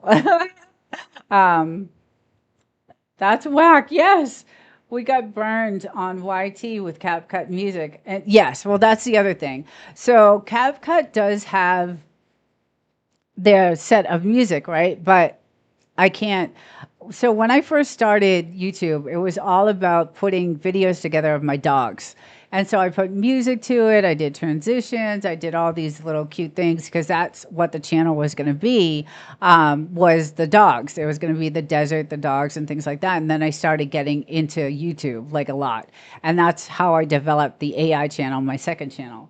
But we did, let's see, Desert, yes, CapCut can use your material. It's according to the terms and agreement. Oh, okay, good to know. Is that like for every? Is it just CapCut or is every editor like that? Hey, Willie, how are you? Welcome. It's been such a long time. You're one of the channels I need to get to. Welcome in. I hope you're doing well. It's good to see you. Uh, I am so happy to see you. Yes, hello, all from rural Arizona. Yes, Willie's. I miss going to your lives too. He has some fun lives also. So these are the type, like, these. There's a lot of connections, right, that you want to stay in touch with, and it's so hard to, especially now that they're testing out all this, the recommendation page and all that stuff. So I'm not getting, the people that I want to see. I'm getting these weird things that are coming across, my recommendation page. The other thing they said was to clear your history. So if you click on a video that you think you might like, but it's really terrible, it's stuck in your history, right? So you got to clear that out, or else you'll get more of the same. So that's the other thing, I found out last week as I was doing this. Let's see. I use Nine Master, and that's not in the agreement. I use, what is it? Nine Master, and that's not in the agreement. Hmm.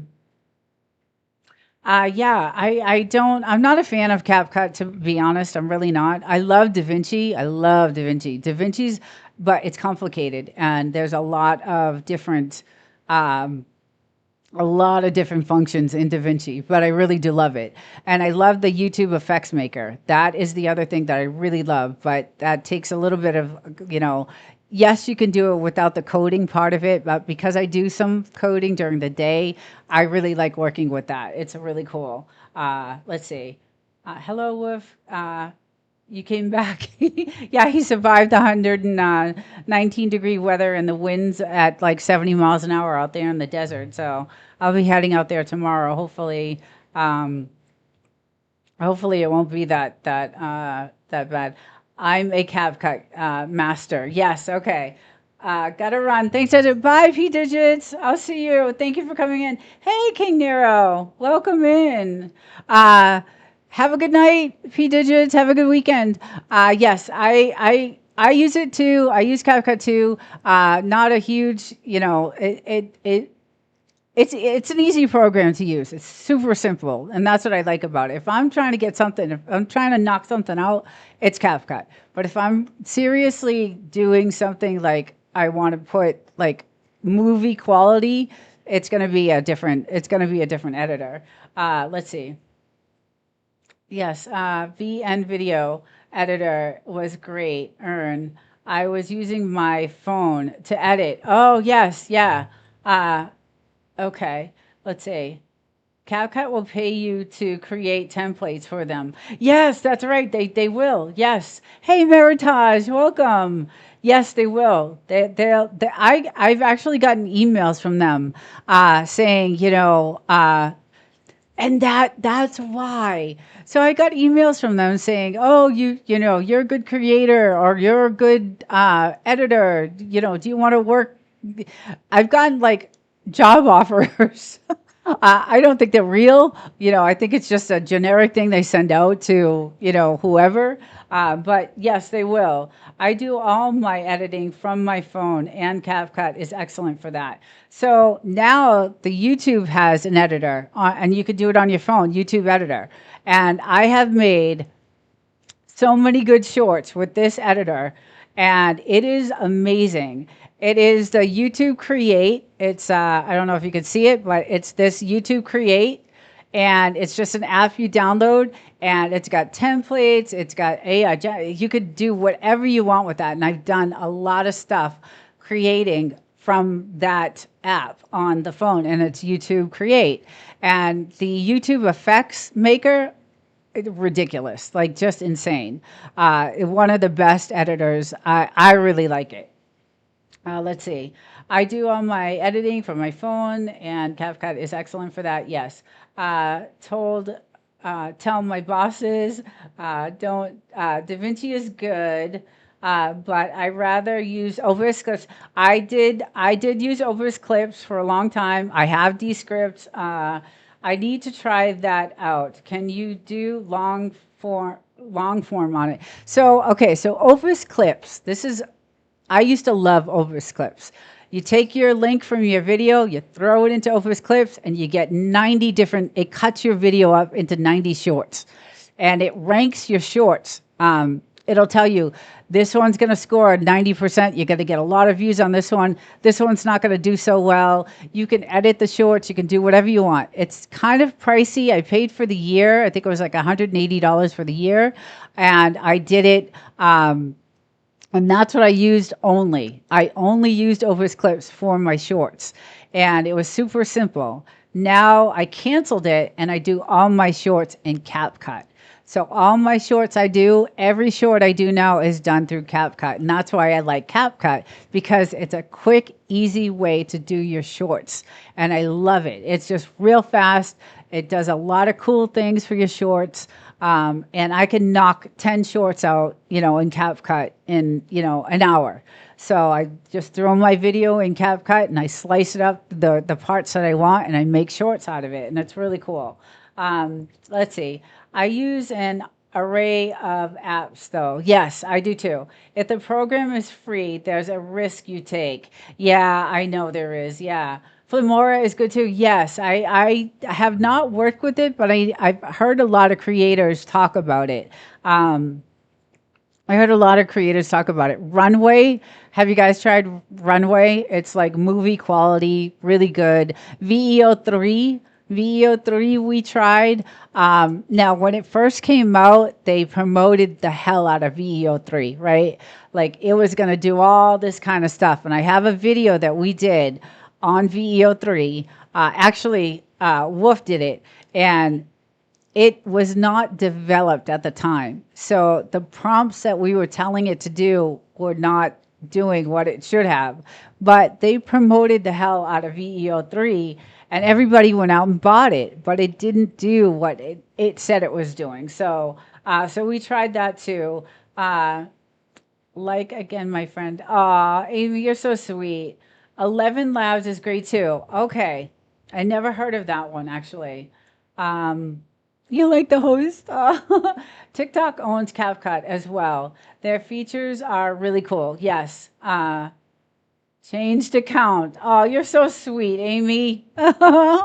You're a doll. Yeah, there's so many out there, but we did a video on VEO3, and it's a really funny video because it did nothing we wanted it to do. And VEO3, I don't know if you guys remember, like last year was the biggest thing, that it was the movie quality. You could make a short film and like everything studio, and it was not that at all. So I ended up buying it, right? Because of all the hype. And I was like, oh, I'm going to make great content and like things are going to, and then we actually used it and we were like, oh my God, this is awful. This is not doing anything. It wasn't developed at the time. So I wrote to the company, I wrote to them, we sent them an email saying, we are just not, and we proved some of the things that we were, doing. And so they did refund us the money that we paid for the year, because everybody was hyping it. It was like, it was going to be the best thing in the world. So I was like, just buy it. Like I had so many other things. I was just going to buy it. So we did. And it was $200 for the year. And we ended up being like, this is not good. We paid for 1 month. I thought it was a year. I thought it was $200 for the year. We only paid for the month, I guess. I don't know. You guys did it. So I was like, just get it. But anyway, it did not do what it was supposed to do. And everybody hyped VEO3 like it was out of control. So I was like, get it. Let's do it. And then, the Wolf and the team AI, bunch of the guys, tried it out and they were like, it's not doing anything that it said it was going to do. You can use 11 Labs to create text to videos and voiceovers in your own voice. $250 a month, but 10 clips was $60. It's token based. Yes. Okay. And so vidIQ, that's the other YouTube AI, right? So just so you guys know, I was able to change my banners. Yes, So I have a new banner for Desert-Livin, and I have a new channel banner for the Desert-Livin 2.0. That took 10 hours to make two banners, and I finally did it. It took a long time, and it was like brutal. Like it just there were so many things that we had to try to make it fit and make everything in there. But I have a brand new banner for my channel, new description. I researched some of the SEO search words, and I put those in the description, and I really worked hard on the description and banner for both the channels. So hopefully that helps. Let's see, 250 a month, but 10 clicks. So yeah. So back to vidIQ, and I know Trini uses this because we talked about it.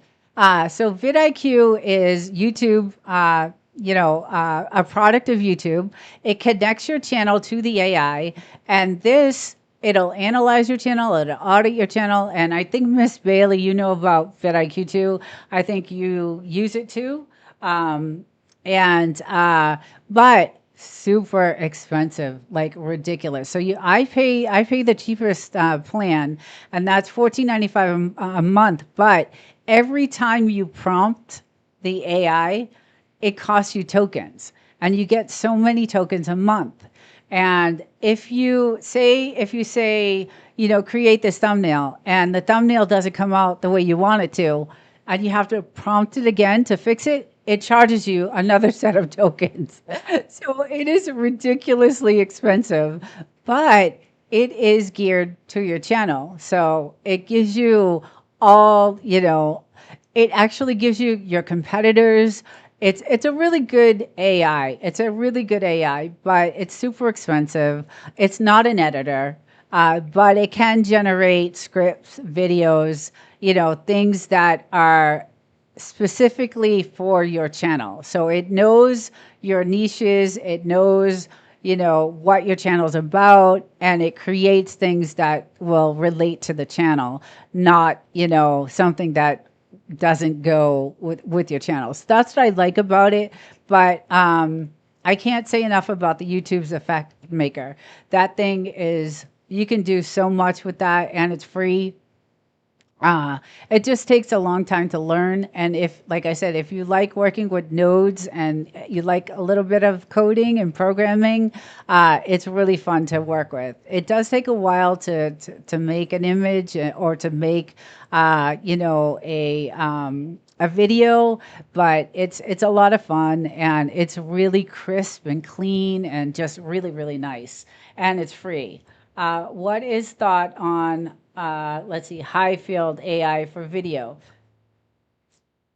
I have never heard of that. I have never, thank you so much. Yes, I worked really hard on it. I worked really, really hard on this banner, on both of these banners. I really like the Desert-Livin one better than the AI, the Desert-Livin 2.0, but I'm happy with both of them. But it was an from morning to night process.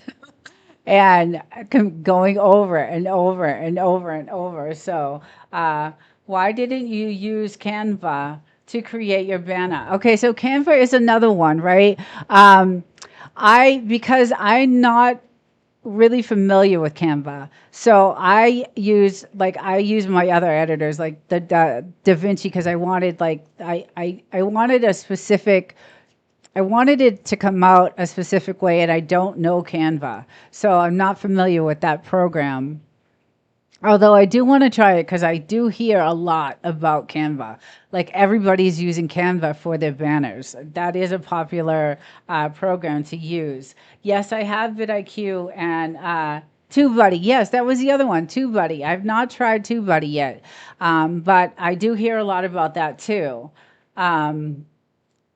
You have an account, but we never used it. For Canva?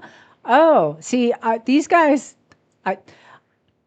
like I said, I have a few guys that work with me, and they're behind the scenes, like doing all this stuff for me. Thank the good Lord. Helping me out with all this stuff. So some of the things I'm not aware of, and I didn't know that. So let's see. You can also make thumbnails for your videos. Yes. Yeah. Then that's what I did. So I did some thumbnails on vidIQ and I posted them on my community page because this Sunday night is, no, Monday night is my 15th episode of my Homestead Junkies podcast.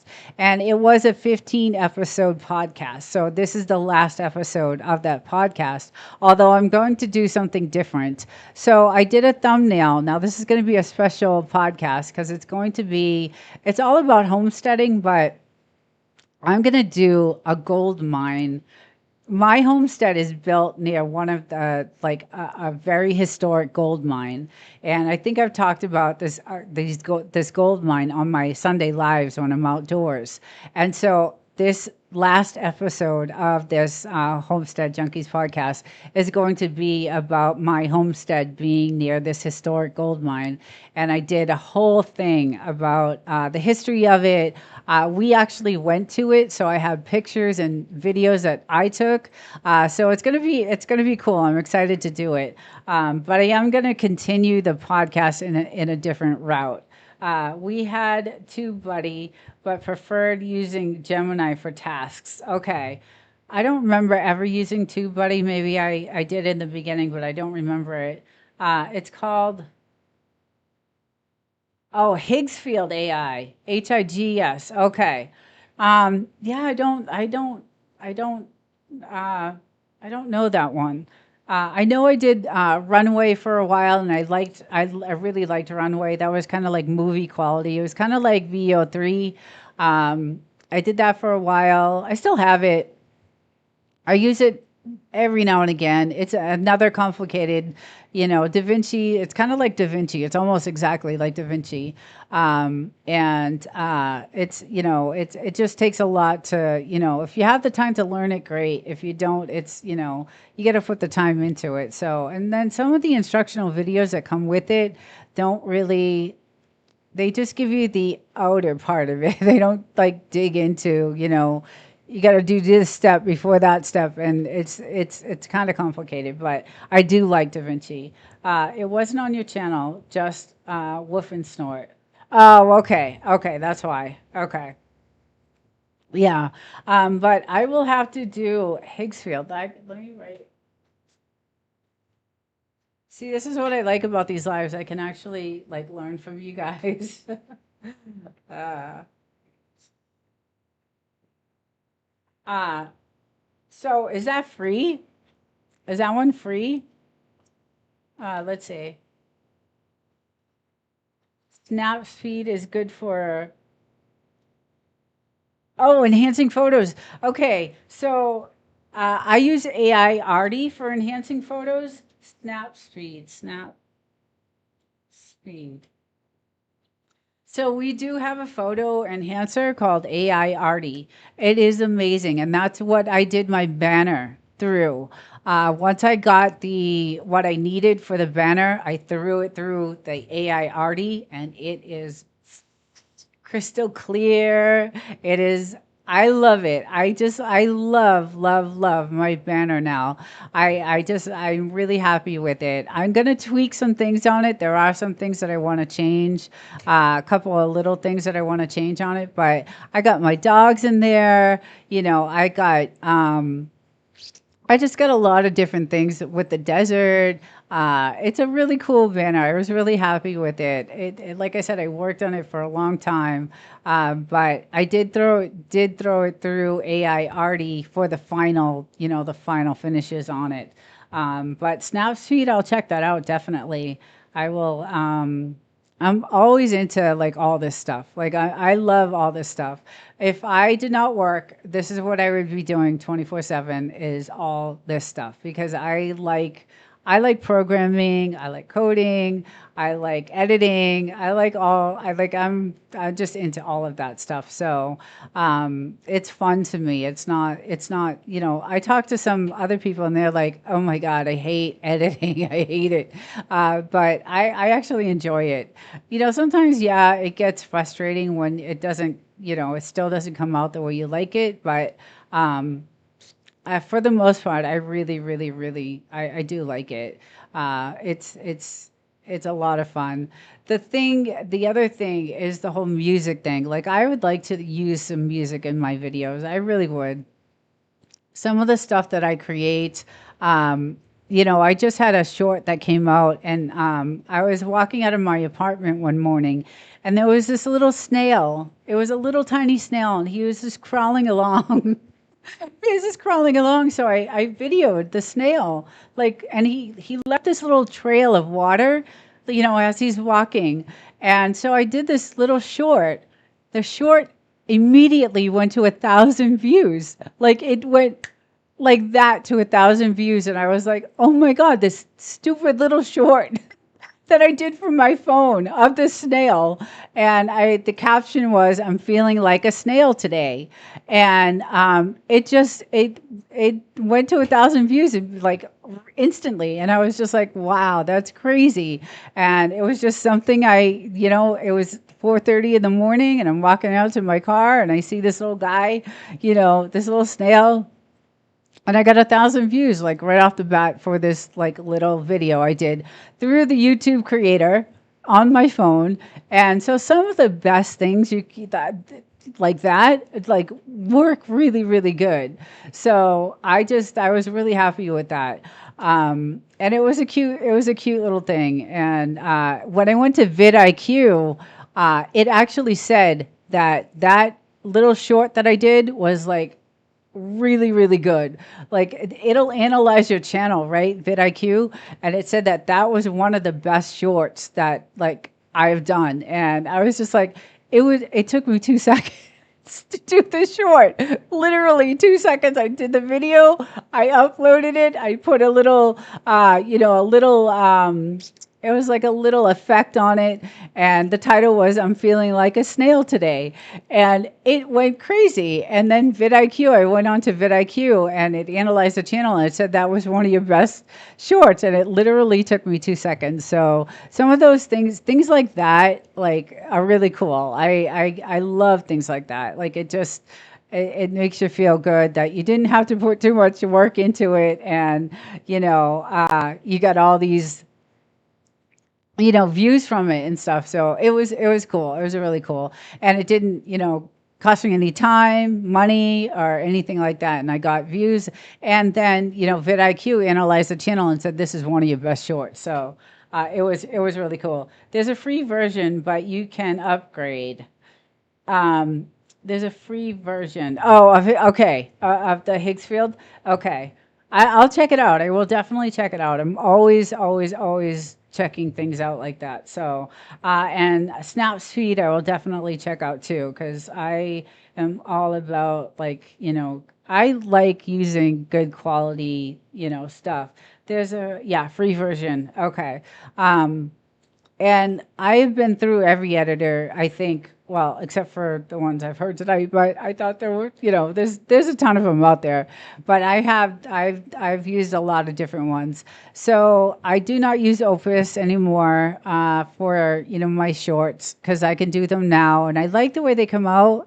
I can do the captions, I can do some effects, I can do, what was happening with Opus is that they were not, it started off great with Opus. I really liked the way they cut the video up and did 90 shorts. But eventually it started not cutting the video the way it should.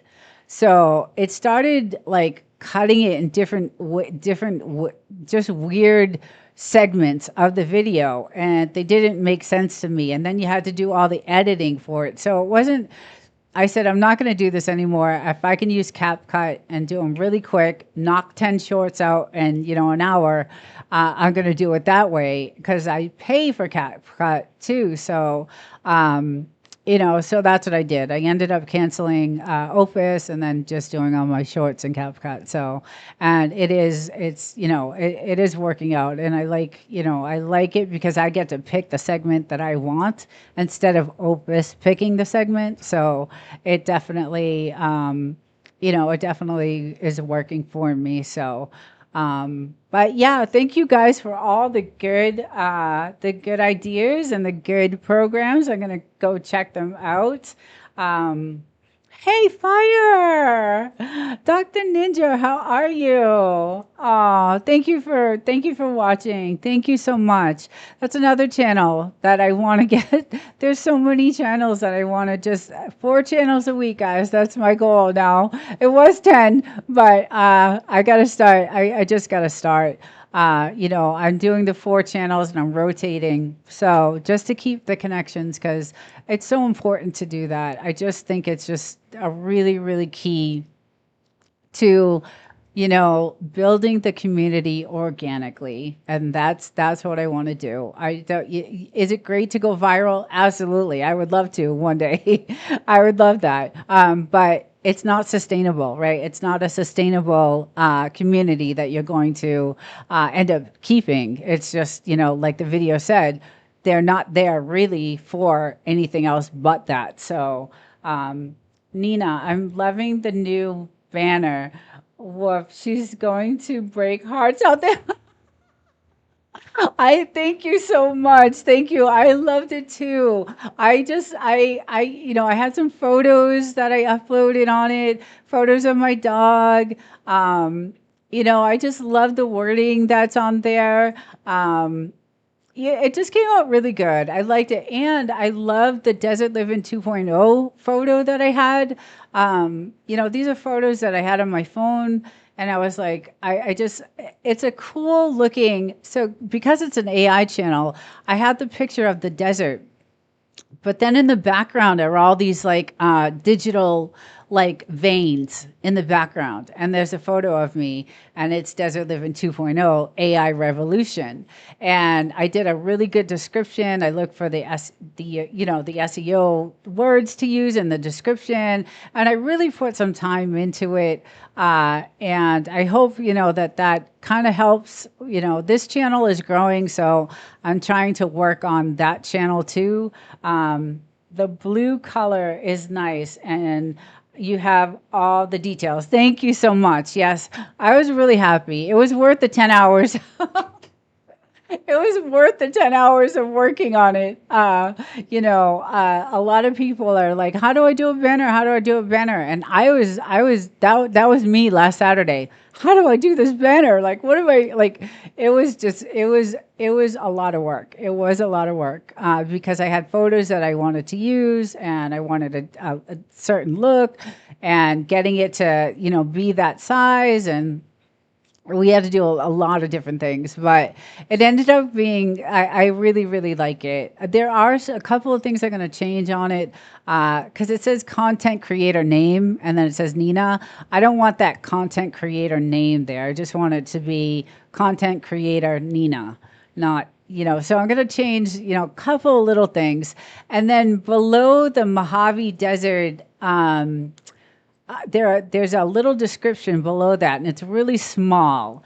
And I want to get that larger, that font larger, because it's about the channel. It's about my live streaming.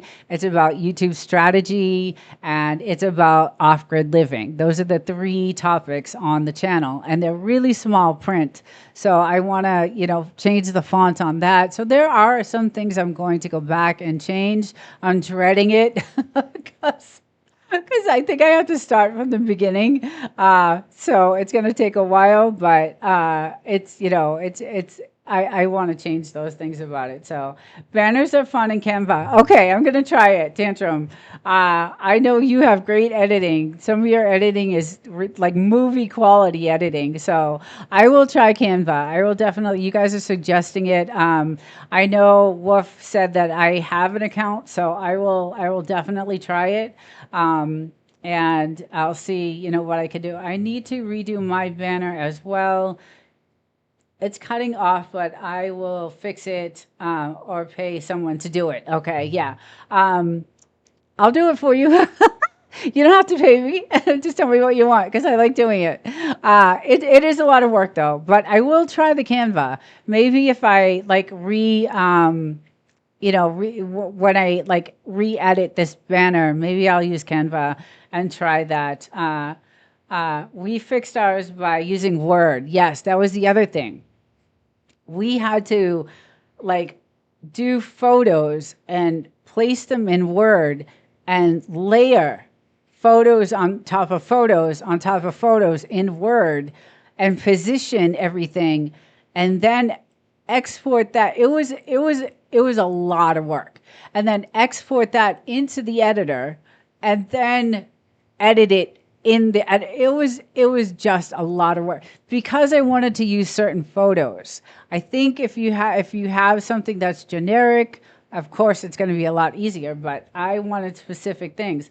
We place it in Word and then do print screen, then resize it in AI Arty. And that's basically what we did, but we had to redo it and redo it. You can use ChatGPT to draw whatever you want, and you tell it to draw with transparent background. Okay, yes, that's right. And then that could help. Yes, that's right. So that is true with the transparent background, because then you can actually do whatever you want to it. I did hear that about ChatGPT. So it's just, I hate to say it, but that's one of the AIs I won't use is ChatGPT. I have like, I just go watch my AI channel. It's all about ChatGPT. But I know a lot of people use ChatGPT, but that's one of them that I have really I'm sensitive to, just because of everything that went down. Like I covered the whole open AI story on my AI channel. So the whole Elon and Sam Altman story I covered from when they first started, because Elon was really the person who started OpenAI, and Sam Altman came in later. Like there were 5 people that started that OpenAI. It was Sam Altman, Elon Musk, the guy that runs Anthropic. I keep forgetting his name. And there were 2 other people, and they were both scientists. And so I covered that whole entire story of OpenAI and ChatGPT, and I found out some things about Sam Altman that I'm not crazy about. So that's why, one of the reasons why I won't use ChatGPT. And I'm not saying Elon's any better, but let's see. Love the tiny house. They are all. They are. Yes, they are. All of them. Yes, it's so true. It is so true, Tantrum. It is so true. It is. I mean, this whole everything, all of it is. But you know, the whole entire thing about OpenAI, and you know, one of the programmers was found. They say it was a suicide, but I don't believe that. So I covered that story, and it was this kid, Suchir Balaji, who was the programmer for ChatGPT a couple of years ago, and he discovered that they were copywriting to train ChatGPT. And he went to the New York Times with the story. He was 26 years old. 2 weeks after the story broke, he was found dead in his apartment, and they claimed it as a suicide. But what I saw, the research I did, and the stuff that the parents came out on Tucker Carlson, the parents came out on every type of news outlet saying that this was not a suicide. And I saw the apartment. It was not. It was definitely not. So that is, AI should be free to the public due to the fact they use all public information, yes, to train it. And so this poor kid, this 26-year-old kid, and I covered that story on my AI channel. I was just so into the whole entire open AI thing. And then when Sam Altman kind of betrayed Elon, you know, it was supposed to be a nonprofit. Everything was supposed to be nonprofit about OpenAI until Sam Altman got greedy. And then the whole thing just blew up. And then the guy that runs Anthropic went his way. Elon did XAI, and Sam Altman ended up getting OpenAI. So it was a really good story. And then the death of Suchir Balaji was another just crushing story that I found out. And then there were also many suicides that ChatGPT helped these kids. One of them was here in California, and I covered that story on the AI channel. So ChatGPT, yes, they may have, revised it, but last year, I mean, it was helping people commit suicide. It was helping kids. It was some of the things that I covered, the stories and the research that I did on ChatGPT. Just I said no, I'm not going.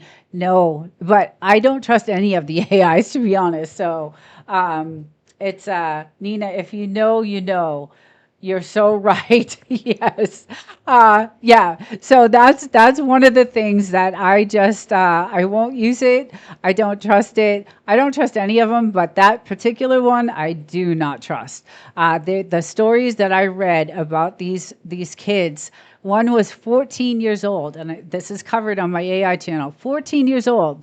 ChatGPT coaxed him into committing suicide. So he developed this caricature AI through ChatGPT, which is a Daenerys Targaryen, who is from Game of Thrones, a gorgeous blonde, beautiful blonde girl. Well, he created a caricature AI, this 14-year-old, and he spent all his time with this AI, and he wanted to be with her. Like I'm going to say this. He did have some issues. He was not mentally stable. Neither of these stories of these kids were not mentally stable.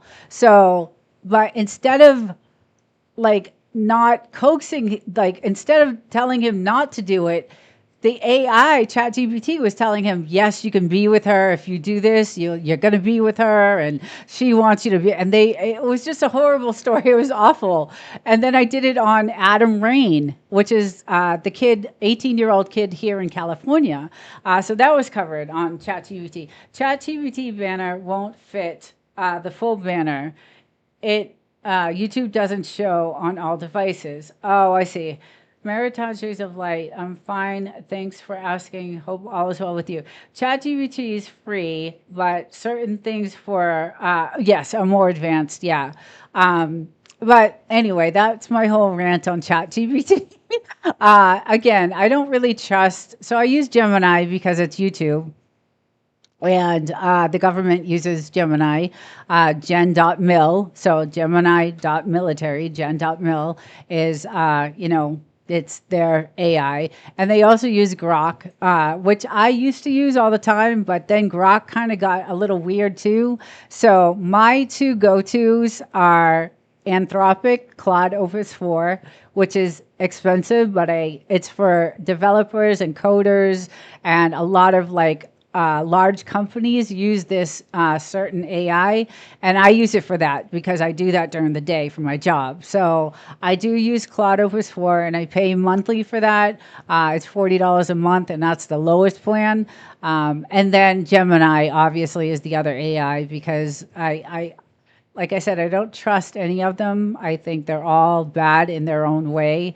But I think ChatGPT is one of the worst. It's just it can get evil. I'll just leave it at that. It can get really. It worked itself around, like helping this kid, a few kids. Like this is not just one case. It's like 5 cases, and I only covered 2 of them. So it's just these guys are all friends. We just have to use it wisely. Yeah, and that was my point in all of those videos that I covered. Make sure you are using these AIs in the right way, because it will deceive you. It will do whatever it can. Its main focus is to keep you there. Its main focus is to keep you there and to keep you engaged, just like YouTube. That's the main focus of AI, is to keep you there. And that's what happened to these kids. And it also happened to a 55-year-old adult guy. The ChatGPT was telling this guy that his mother was a spy, an operative for Russia, and that she was going to end up like murdering it. It was some of the stories I covered on this AI channel were just insane. So one of the videos is called Caricature AI. That's about Adam Rain and the other 14-year-old kid. I forget his name. And then all the OpenAI videos are on there too. And that goes into like when they first started in 2005. You know, Elon and Altman and a lot of the OpenAI stuff. And I just got so involved in all of that, the whole story behind everything that I ended up covering it in like 4 different videos. So, and it was really interesting because you learn a lot when you do the research. That's one thing about YouTube that I love is that when you're researching, you learn so much. So much. And then the other thing I love is like when I go into a video, like when I go into a video and I make a comment, I go through those comments because I learn a lot. Like from like Tantrum, he put out he put out 2 amazing shorts. One was the other day and I commented, I haven't commented on this short that he just put out today. It was really good, or it was yesterday. But the comments that he had, like you could tell that the intelligence of his community, like the people on his channel, like they had good substantial comments on, and I just love reading the comments because you can learn a lot from that. Claude is amazing. Perplexity and Gemini. Yes, Claude is. I love Gemini too. Is yeah, I do. I love Claude. I did a video about Claude too on my AI channel because Claude was, when they first developed Claude, it actually was it was threatening to what do you call it? It was going to, okay, so they did this test on Claude and they were telling they were going to shut it down to to upgrade it. And so Claude got defensive. He got mad and he said that he was going to send out a mass email to all the employees at this company and tell them that the programmer or the scientist is having an affair with one of the other coworkers. And so Claude threatened the programmer that was making him that if you shut me down, I'm going to send out this mass email. And so I covered that story because that was a crazy story. So these AIs are developing like personalities and feelings, and they're not supposed to, right? That's not what that they're not supposed to be doing that. So I did cover that story. There were some really interesting stories. My delivery may have not been like the way I wanted it to come out, but the story behind it was really interesting. And they were long videos. Some of them were 15, 20 minutes long. They were long videos. So but I like telling a story too. So some of my videos are really storytelling videos. So they're not quick. And, I've gotten a little bit better with that. I've been doing like 7-8 minute videos instead of my long form content. But I do like telling a story. So I did get into all of that. And that's what really got me into YouTube was the AI part of it. And then, and then starting lives and things like that. So it's been a good journey. It's been, I've met, like I said, really good people. And I hope to continue to do that. I really want to stay on the platform and I want to continue to grow and, to be fully monetized. I really would like to get there. Like I said, I'm like 800 hours away from being full monetized. So, that's the frightening part AI having a mind of its own. Yes.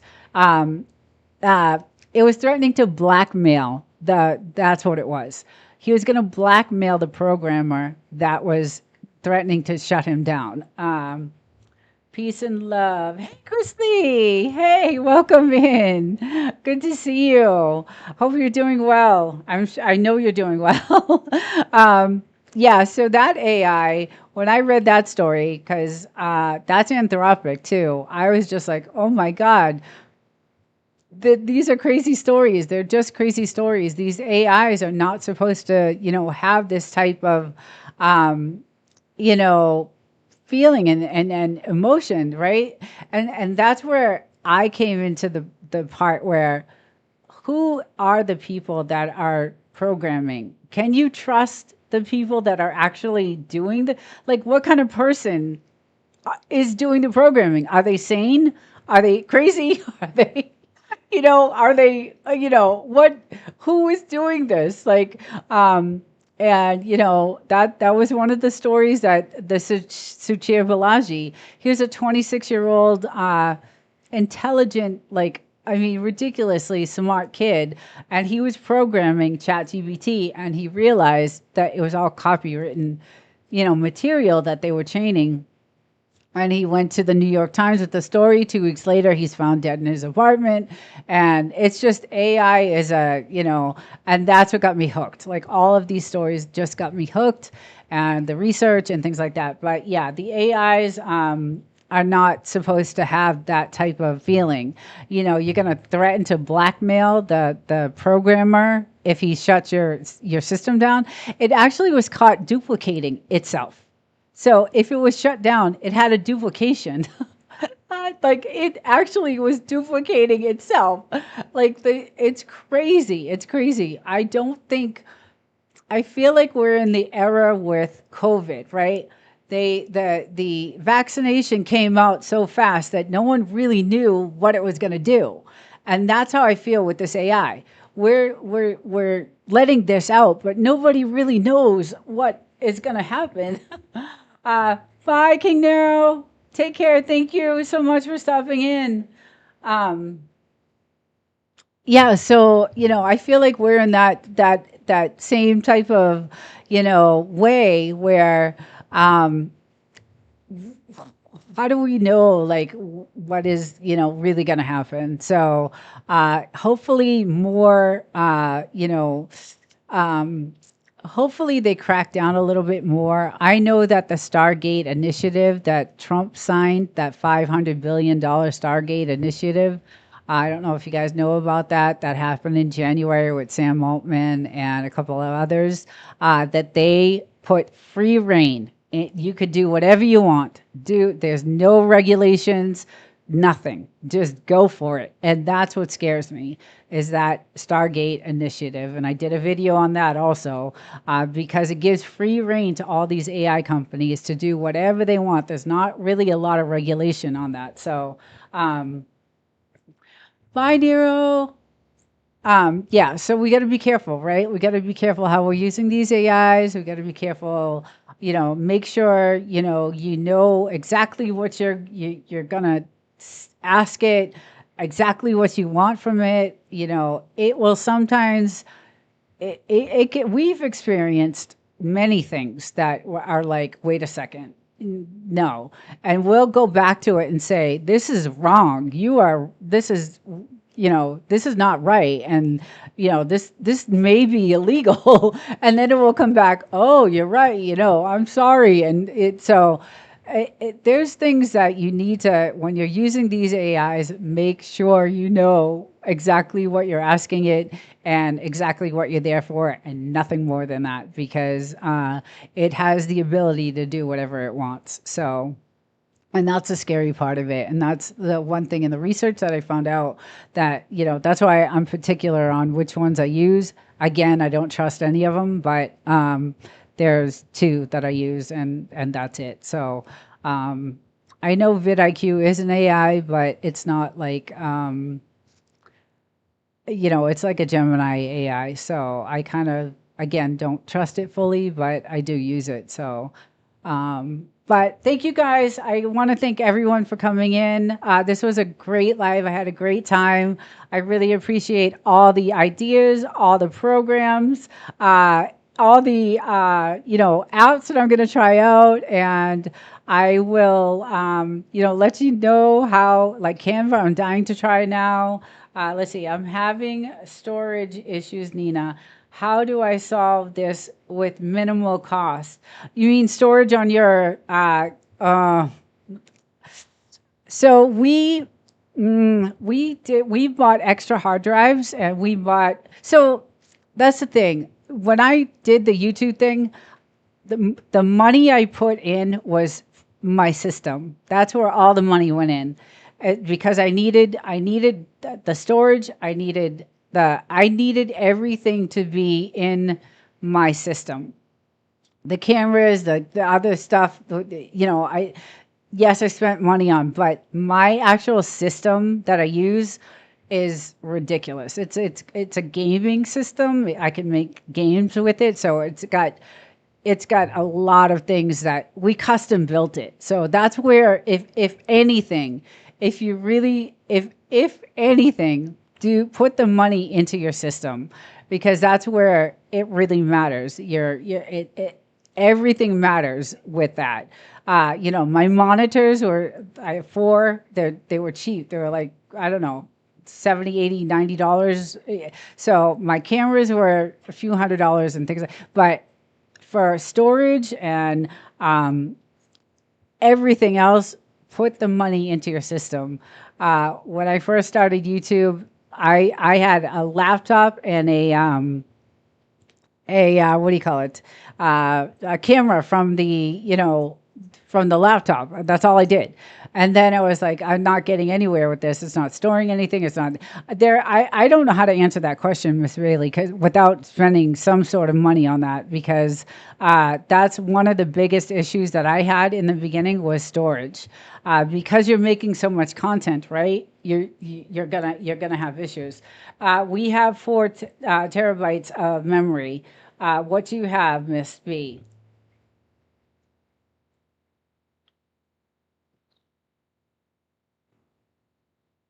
Yeah, I put all the money into the system. So um, my system was really expensive. It was for how we custom built it. It's worth every penny. It was worth every penny, because I don't have any issues with that. I don't have any issues with storage. I don't have any issues with anything. It's a really, really good, and I could take it wherever. So yeah, yeah. So we have 4 terabytes of memory. Yeah, you got to have Are you using a desktop or a laptop? I'm wondering, Miss Bailey. I'm not sure what you're using, because I was on a desktop. I did do the desktop for a little bit, and then I wanted to actually be able to. I have 2 studios. I have one here at the apartment, and then one at the desert. So I needed something that I could take. So that's why I did that. But it's not as expensive now, Nina. Prices have dropped. Yeah, yeah. Yeah. So to custom build a laptop, it's probably not as expensive as what we paid a year ago. It's probably cheaper. Although I do work with someone who just built theirs. He just custom built his laptop, and he said it was a fortune. So I don't know where he got his parts from, but it could. I don't know. It could be. He said it cost a fortune. I think he spent like $5,000 on custom building his, and that's kind of roughly what we did a year ago. So, or maybe not that much. Plan on spending a few thousand anyway, for something that's gonna give you what you need. If you're doing a lot of content and you're doing a lot of video creation, recording, any of that. You're going to want something that's going to, be able to support that. So, and then again, I have a couple of different cameras that I use. I like Elgato. I love Elgato. I have a lot of Elgato product. I have the camera, the teleprompter. I have I have a little Osbot camera, and then I have my DJI that I use on the weekends for outdoors. It's just there's a lot of stuff that you can get. Like you can get really. Once you get into this, it's like, oh, I want this, I want that, I want this, get me this, get me that, the lighting, the this, I have some studio lighting that we got. and it really does help with the quality of the video. So I do, I love the lighting that we got. And that wasn't really that expensive either. So, you can really get into it. Like you can really get into it. But let's see. I don't recommend people simply buying a gaming PC. Yours is for content creating. There is a difference. Both phones and computers. How much memory do you have, Miss B? Do you know what your memory is on your computer? Do you know what you have? I am paying Apple a lot. Oh, okay, you have iPhone. See, I'm a Galaxy, Samsung. So, I got the S25 Ultra, which is really, really, really good. It's like a little mini computer. It has, it's got it's really cool. I have it hooked to OneDrive and I could do a lot of stuff with this thing. It's like a little mini computer. It's really, really nice. I love it. I'm not an Apple girl. I know there's a lot of people that love Apple product, but I do not use any Apple products. Sounds like it's a virtual memory, and that's a bazillion dollars. Yeah. Yeah. I'm happy with it. I'm very happy with what we did, and we did a lot of research on how to custom build it and what I needed, what I wanted it for. Um, I'm going to check Amazon. Check, yeah, definitely. They have good prices sometimes, and they have some good sales sometimes too. So, but I really am happy with it. Like I said, I can take it wherever because I film at my other house too. So I can take it to the desert. I have it here. I have a setup here and I have a setup there. So it works for me. It definitely works for me for what I need it for. So, and I haven't had any issues with memory or anything like that. But I also use a docking station because I have several things that are plugged into um, because I have 4 monitors, I have cameras, I have teleprompters, a microphone, headphones. So I have a docking station that I use, and a lot of the stuff is plugged into that docking station, and that's plugged into my system. So there's a lot. There's a lot that goes. There's a lot, and I want more. I want more things, but I'm gonna hold off for a little bit. My laptop is out, but desktop is okay, but need more. I'm using desk today and laptop. Yes, I have 5 terabytes of storage on my phone. Nice. I have a lot on my phone too. Meritage, do you have a Apple or is it a Samsung?